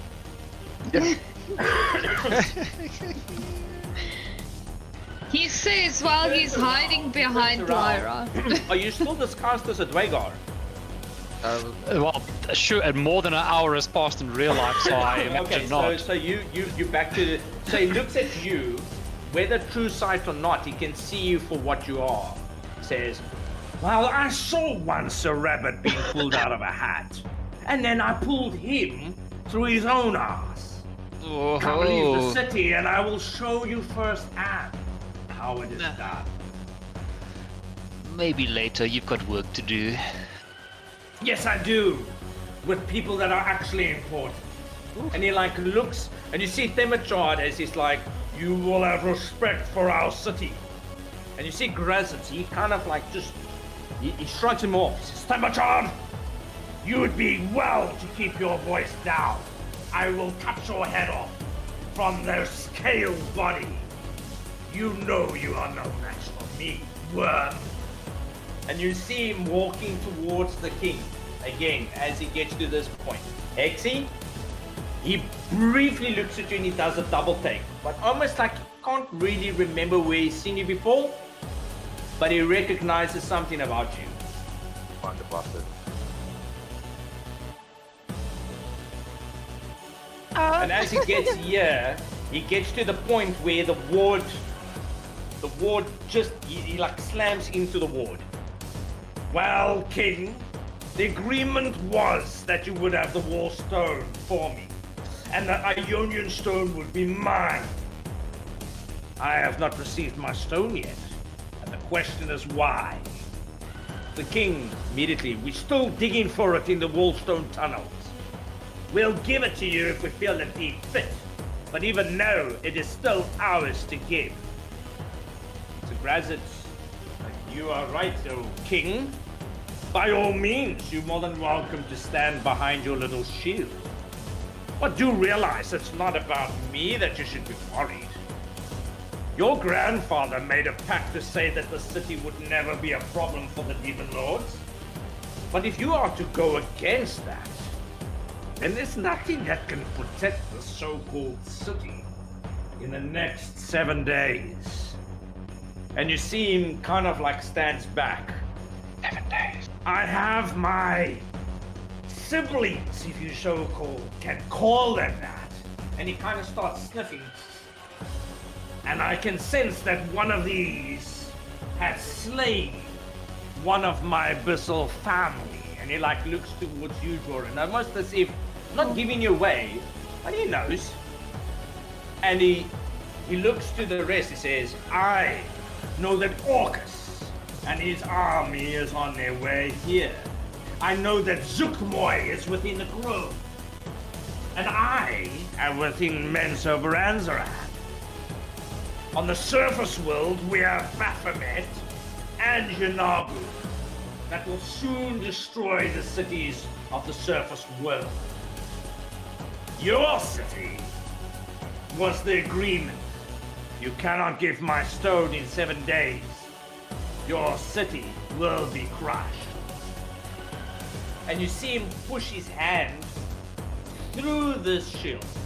And you see him kind of like pushing, but it's like starting to tear the flesh and muscle off of his arm as he's doing this. And you can see he's like testing it, and he pulls his arm out. And you look at the arm and you see it starting to grow back. Like, yes, if I truly wanted to, I could kill you where you sit, old coward king of the mountain. But where's the fun in that?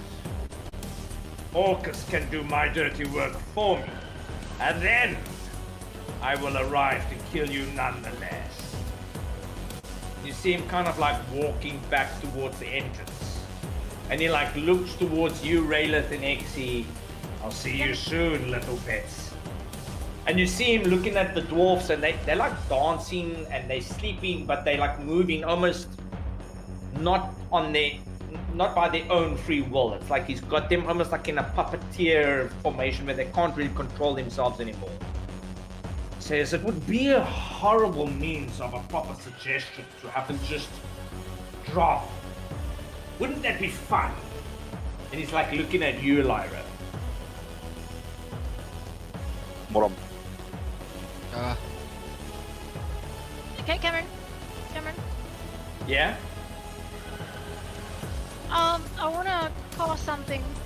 So when it's so I'm not triggered. no. Okay, Like, Exy, what do you want to do? I first want to confirm, just from your side. So, was it 7 days ago that he came here and he said you've got 7 days? No, this was like 1,500 years ago. When did he find out about this? What about what? That the stone is here. And It's always been here. It's within Gracklestuk itself. So Gracklestuk holds one of the Ionian stones. But it's been in the Wallstone mines for years, and the whole idea was to dig it out for them. So the pact that he made with the king 15 generations ago was that the city would be spared, and then he wouldn't attack this particular city itself.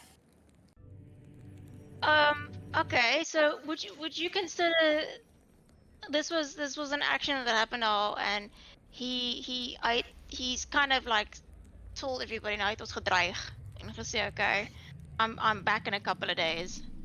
Yeah, in 7 days, if the king can't give him the Wallstone in 7 days, then the pact between Grazitz and the Deep King falls away.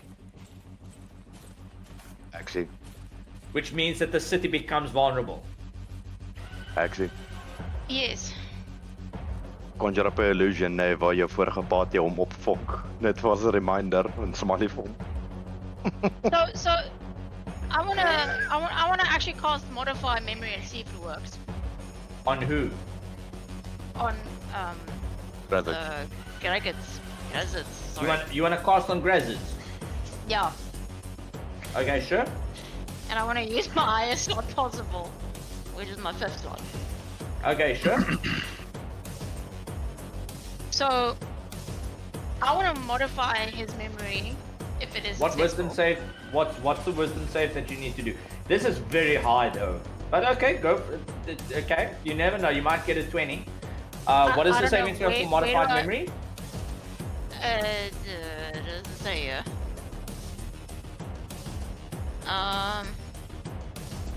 It will be 17.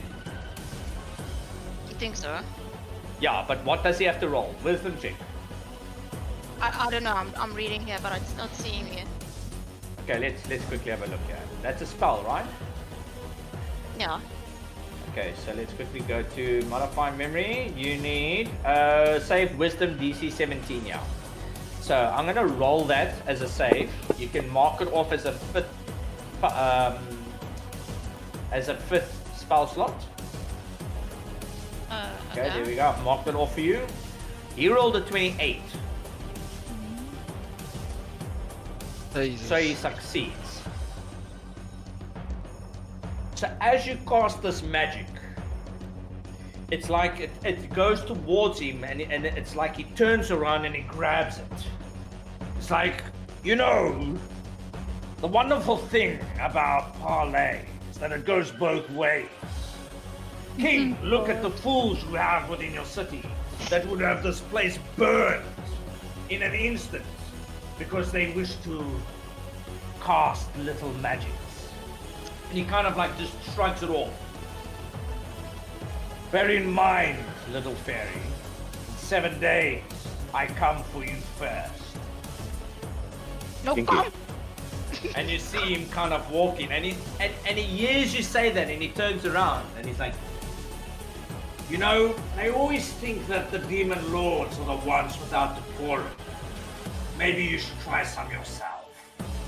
And as he gets to this point where there's a tear, he steps in, and you see him as he waves goodbye as the tear starts to close up in sort of like a last bit of a taunt.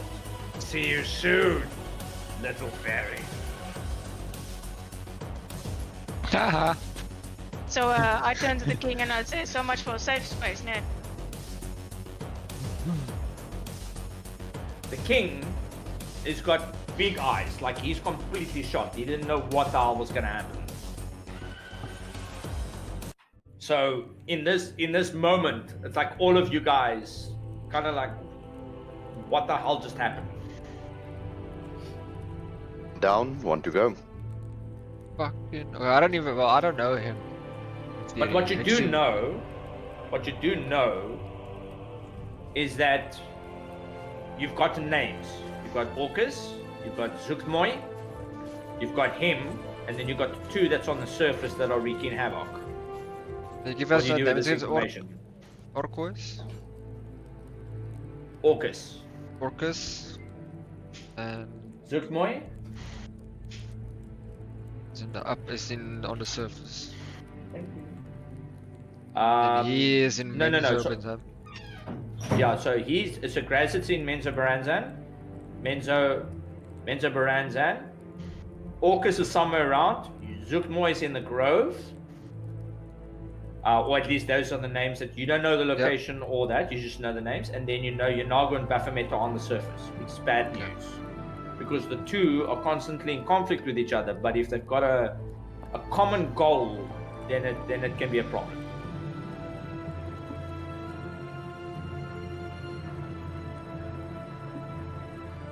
And as this happens, you see the dwarves as they're starting to come to, and you notice that the gods are not really sure what the hell just happened. Normally they have good resistances against mind magic, and yet this affected all of them. The question that you should ask yourself is, why didn't he target you?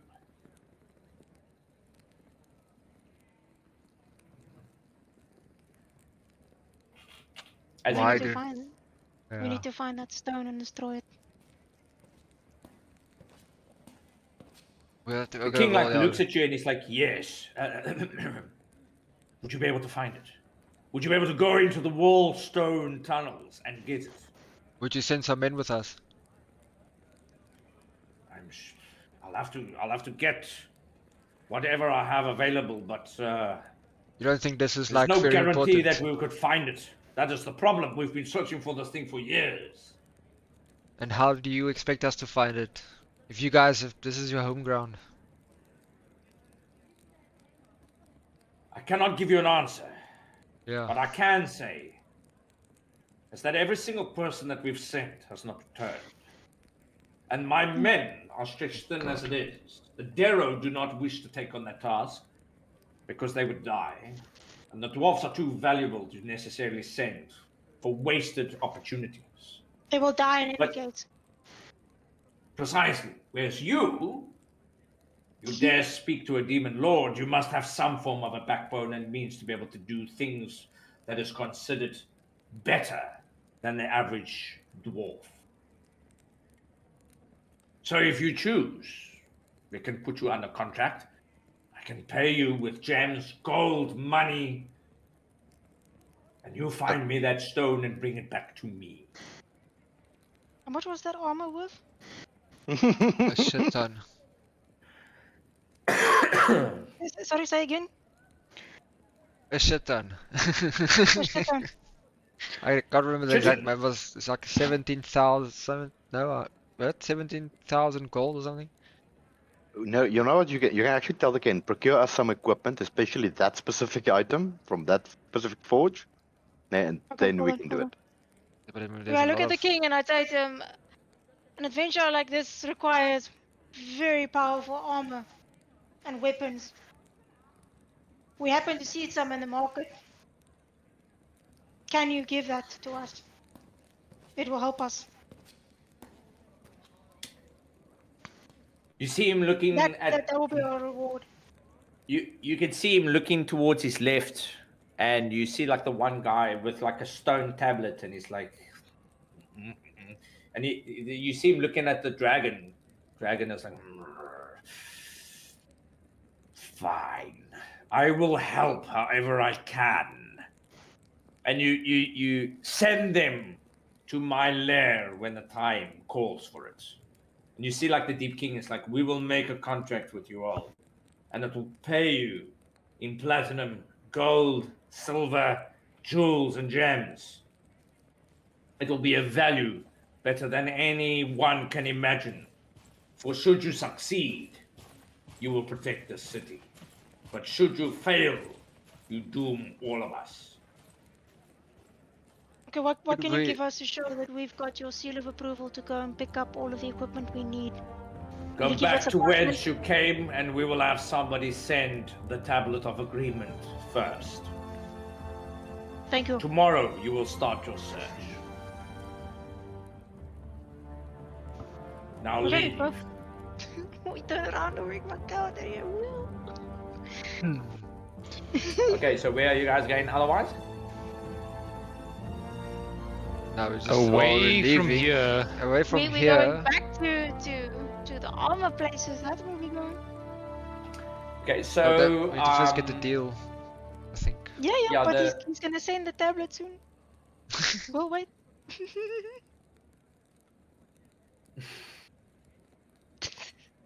Oh, while we wait, why don't we go to that other guy and see if you can, if Prince Derendale sorted out at least. Actually, Agreed. okay, so you guys go towards. Prince, You're gonna where go Prince back to Derendal. Prince Derendale side. Yeah. Yeah. Okay, all right. So you guys make your way, through the dwarven towns. You get, you go past the clans. You go past the bridge, and you go back to the inn. And then within the inn, you guys manage to go to your rooms. You greeted, by the people, quite friendly. With your badge, you are able to traverse the areas quite easily enough. And you find yourself within the company of Vizeran again. And Vizeran, he looks quite tired. But you notice that there was once a Quaggoth that was within the circle of binding. Yep. But what you notice is that there is now a particular character. There's a thin, sleek looking elvish character. He's got a bit of a green look to him. You'd notice that he's got long sort of brown hair that's mixed with a bit of mixed with a sort of like a little bit of a plait system that comes past his left and right shoulders. You notice that he is very nature-like in his image itself, and you notice that on his back he's got a set of wings. The wings are sleek, but they don't look like a fairy, but more like they're made out of glass. And his weapon and his shield look like they're also made out of sort of like a transparency. When he moves the one part of his shield, you notice that it actually takes light from the candles and it reflects it back. And you also realize that when he stands up, he's still within the binding, and he wipes his eyes for a moment, but you can see that he is a little bit. He's weary. He's tired. You can see he's had a bit of a tough ordeal, and having to separate the two personas only to have one persona come back. You notice that the Quaggoth outer skin lays on the ground just around him, almost like he had to tear himself out. And he stands there and he looks to the rest of you and he speaks for the first time. Hello. Thank you for bringing me here. Wait, does this man not remember anything? He looks at you and he's like, no, I remember. It's strange, like in a dream, but being woken up, and now you have the means to see things for what it is, but it's just still very weird. I remember you all, but I remember that I had strength, and whereas now it's different. It's not a beast, but rather me. And he's like looking at his hands, and you can see that he's surprised by his own looks, but he's happy, but at the same time a bit still woken, like shook up with it. You knew me as Prince Derendal, and my father is king, but I am Galerin Denderel. Do you have a portrait of Gallery. this man? Yes, I do. Let me see if I can find it quickly for you.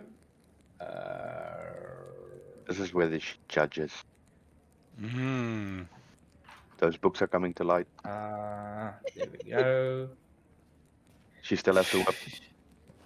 Let me just see if I can't find. Oh, why? Okay, let me see if I can't do this. Ixie, did you see it?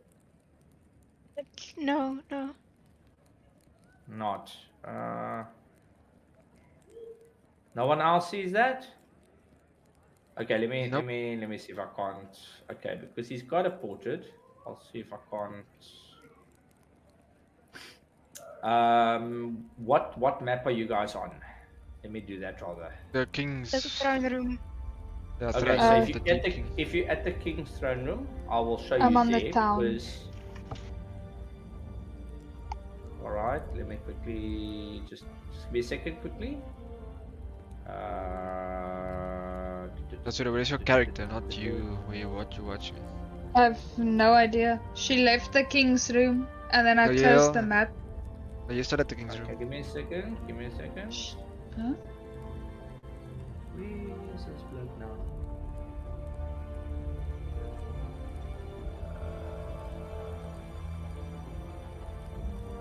Sorry, why is it not pulling through? Damn it! No. Oh, I'm being an idiot. Never mind. What god parkour? Hey? No. I'm laughing at pretty. Fucking parkour is so booty. Booty lava. Lava. Ah, there we go. Aha, there we go. Let me put him on the map quickly so you can see. Sorry, it's there we go. Green Lantern. The fucking elf. Yes, so he's a Varroa elf. So like a flying type of elf that they've come from the northern cliffs of the surface world. They believe in the deity Eri, and Eri is basically basically their creator and making sure that everything is well within their flying citadels / areas where they live. But yes, in short, basically he is he's now been changed into that. And while he's standing there, Vizaran like looks to the rest of you guys and he says, "All right, I'm taking it went well with the king. Ruin delivered. Thank you for helping so much." And he's kind of like looking at the rest of you guys. So how did it go with the king? Was he pleasant at least? Absolutely terrible. Lexi, tell him. Actually, I'm still in the preoccupied at throne the room moment. over here. Actually, Yeah. inspecting this No, guy. everyone's in the Looking with throne room weapons. Yeah, still. we're still acting as we are back home. I looked at Jorah and I'm a little speechless still looking at Galerin. And Non-stop. Okay, Vizaran, so I'm amazed. Vizaran, we handed over the shard. And everything went well. But then this demigod, as I think he is, called Krazitz, rocked up and he's looking for one of the Ion stones. And if we don't get it within 7 days, or well, he's gonna come back in 7 days. If we don't have it, then this pit of lava is gonna become a pit of death and lava. So that's pretty much where we are. Okay. Just a sexy mag my lag joh. It's like a fly flying around us. She's flying around dik yeah. So you see Vizaran, he's like, all right, that's a bit alarming. So I there were rumors about the pact, but I never knew that it was the case. Did he say where and what and how? Where's the stone? How is he gonna get the stone?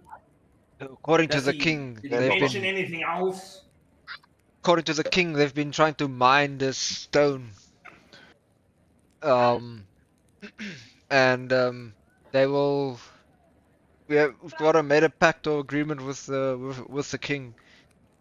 That we can find a stone for them, so hopefully we can get some more information on exactly where this mine is. They're trying to look for it, but apparently something happens down this mine and people die. So All right, all we right, got all it, right. but And how many days do we have? well, the king is gonna come and send a agreement tomorrow, but 7. We've got 7 days. I think he's gonna come back in 7. days. 7 days. 7 days. I see.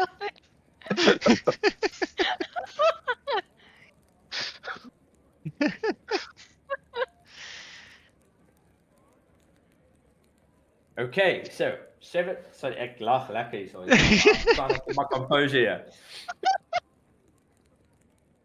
So 7 days. All right. Okay, we'll have to think about what we can do there. All right. At least it's only 1. Well- we can work around that. You are a brave man. Yeah, 1 demigod. Yes, they You know how they can powerful be these beaten, beings but are. with difficulty. Yeah. Yes, I've seen them before. Have Or you at killed least one I know before? of them.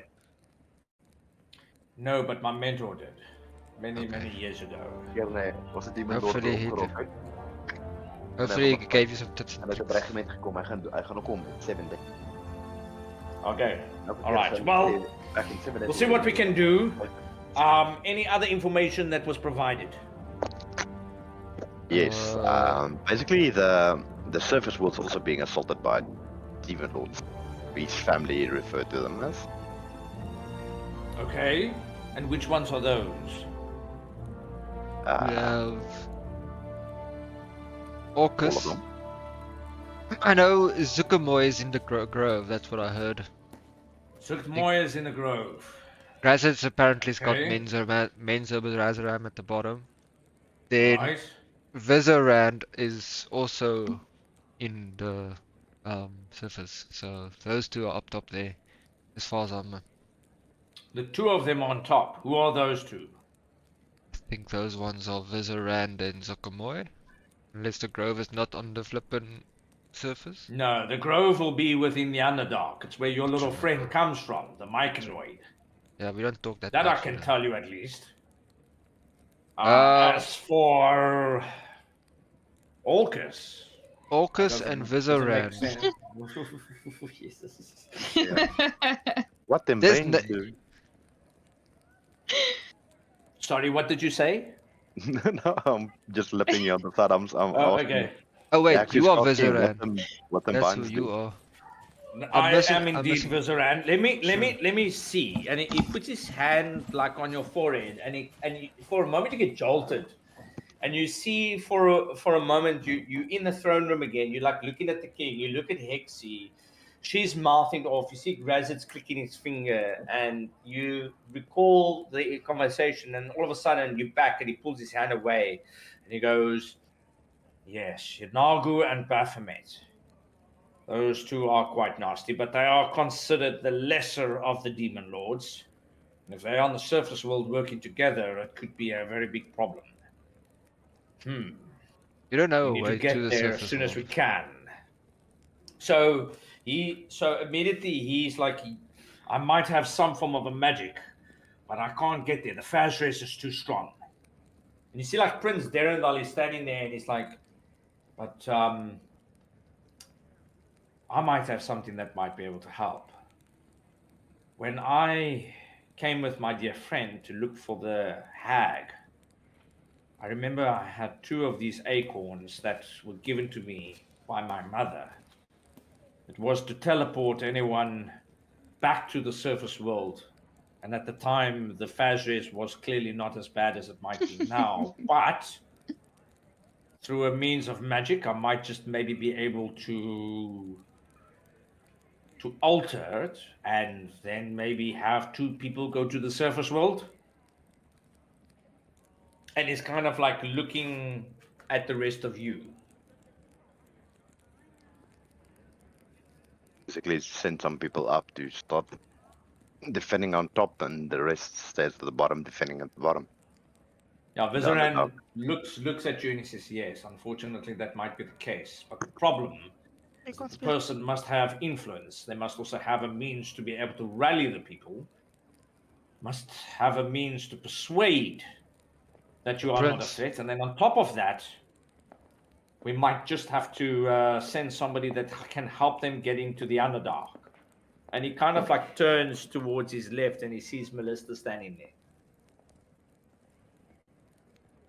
But who decides to go? Melissa. I think Melissa should go. I'll join her Right. there. No. But the thing is, I do Yes, know a lot of people there on top. Right. surface So Prince Darren now looks in his bag and he pulls out these 2 acorns. You've heard of these acorns before, where it's sort of like a once-off means to teleport from tree line to tree line and magical means. But in this case, Vizaran grabs the 2 and he starts basically he starts forming. So he says, whenever you're ready, I suggest you prepare to the best of your ability. And you see Tanalorn, he speaks after a while. He says, yes, I can, it would be well for us to, it would be well for us to try and go to the surface world itself. And I can feel that if I should get to the surface, the aspect of Bahamut will be there to protect us all. Then it's Maybe decided it's that. my one. No, I'll Prepare go yourself with Melissa. and tell me when you are ready. You see, Vizaran is like, yes, you have 1 hour. And you see he drops the sort of like confinement of Prince Derendal. And you guys are now in your hole of holding. Is there anything that you guys want to do before we send Raylith off with Melissa? No? Sorry, what's that, Tixie? Shake his hand. Wish him good luck. GG easy, thank you.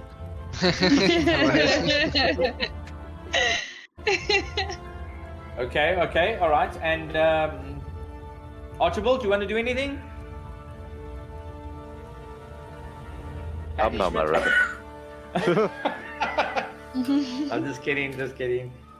Okay, all right. So, with that being said, the rest of you guys for this hour, what are you guys doing? You guys like eating? You just taking a rest, Oh, short rest, yeah. proper vibe? Gonna fuck Hey? party. I don't have Alright, any so- alcohol so on me you- though. So you guys go bonkers with your alcohol and your cough syrup, and you. Yeah, go have cough basically- syrup. You basically see Vizaran as he's getting ready with this magics, and let me just quickly make sure that I'm on the right one. Yeah. Oh yeah, there we go. also All right. I want to give all my gems to Joran. Oh, Yeah. shit. So Vizaran actually comes to you and says, "You'll be going to the surface. Unfortunately, you won't be able to take a lot with you, especially if there's 2 of you. So keep whatever you can here, but take what you desperately need that side of the world. And by doing that, it's basically like you are forced to basically take just a backpack of goods, not like the few that you've had or storage that you've had within the place." And he kind of like nudges at you and he says, "I'm sure that you'll be back soon, but do realize the importance of this. You need to go up and you need to rally the cities up on the surface. When you do, it is paramount that you find the means to bring them down here. You will need all the help you can get." And he looks to Melissa and he says, "My dear, Drow does not belong on the surface, but take these." And he gives her like these spectacles that look like they're darkened. Says, "Whenever the sun comes up, wear those. At least then you'll be able to see what you can on the surface." She's like, "Oh, what are they called?" It's like glasses for the sun. And she kind of like just puts it, over her ears. It fits kind of snug, just enough, but she hasn't put it on completely. And with that, you see him starting to cast this portal magic itself. Can I run up to Raylith and give him a parting gift? You'll have to do so very quickly because he's basically starting to form the portal now, and you can see he's pulling a lot of the magic out of the acorn. So if there's anything that you want to say to Raylith now's the time to say it. Okay, I'm gonna throw Raylith with a torch and I'm gonna tell him if ever you need to find a light. Oh. And that's it. Done. Can I throw something a bit more meaningful towards him? A potion of healing. Don't overshadow me. I don't have a gift for him, but I've got something to say, but I'm only gonna tell him psychically. But give your gift, Exy. Hey, baby. I knew it all along. Oh Lord.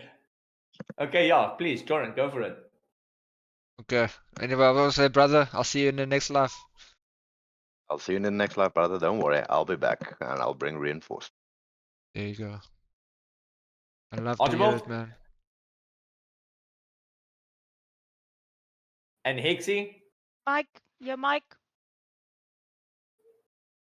Good knowing you, Raylith. Travel well.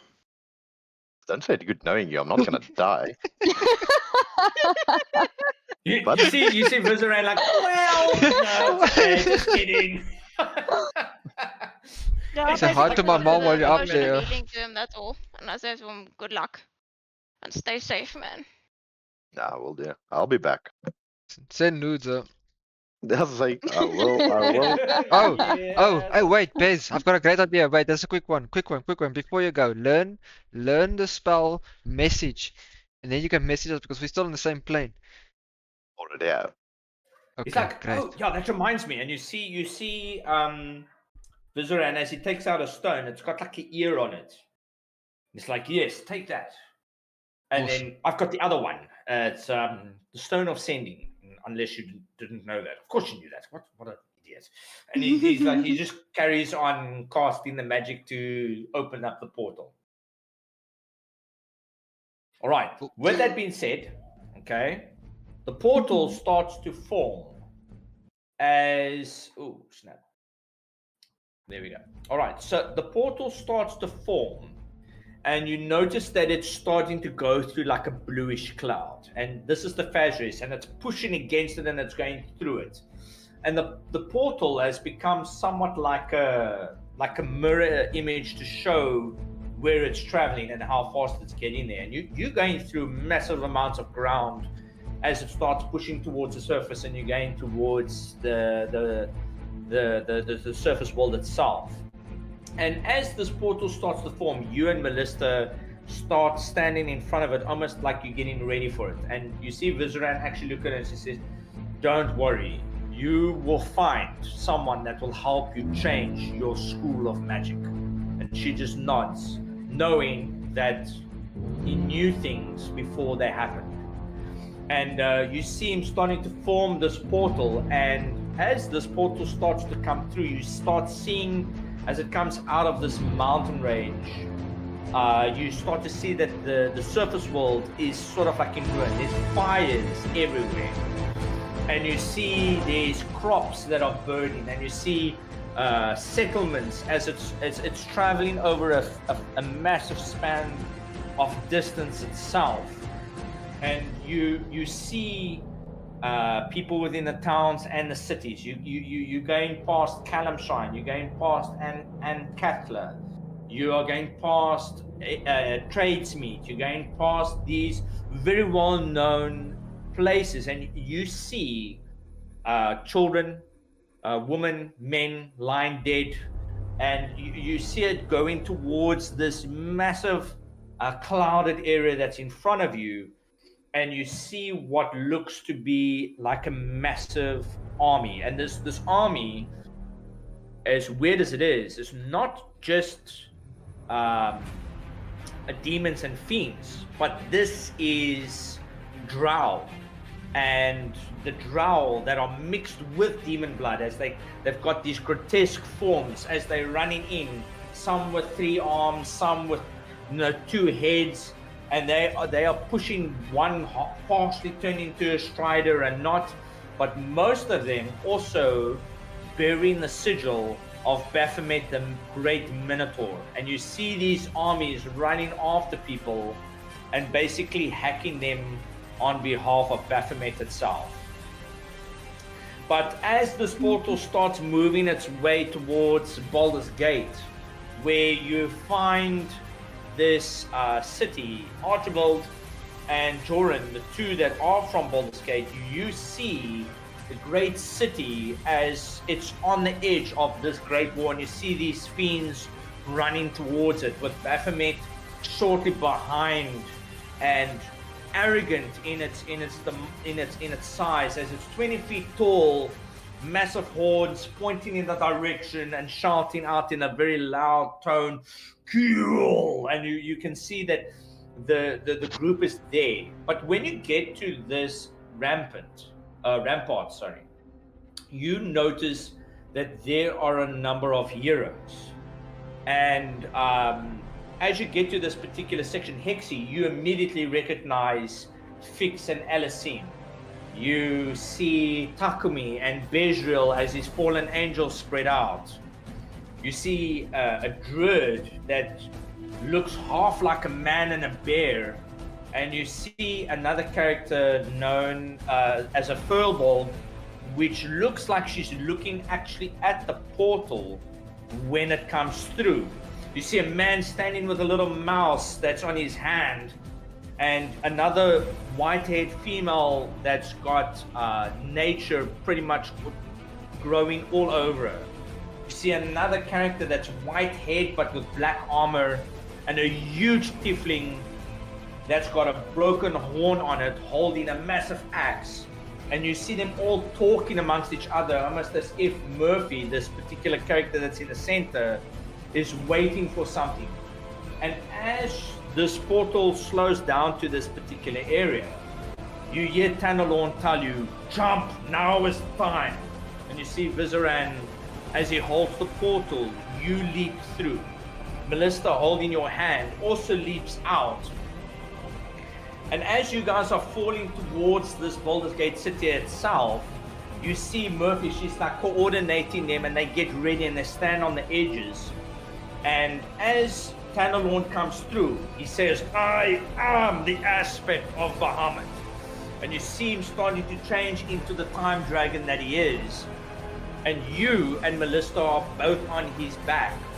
And you see as you are coming towards Baldur's Gate itself, your breath weapon basically pushes against the enemy group, and you see as the whole lot of them get basically scorched, and their bodies just start falling. But the rest of the heroes, you can see, are standing ready as they make this turn. And as you make this U-turn in the air itself, it's like you fly right over them.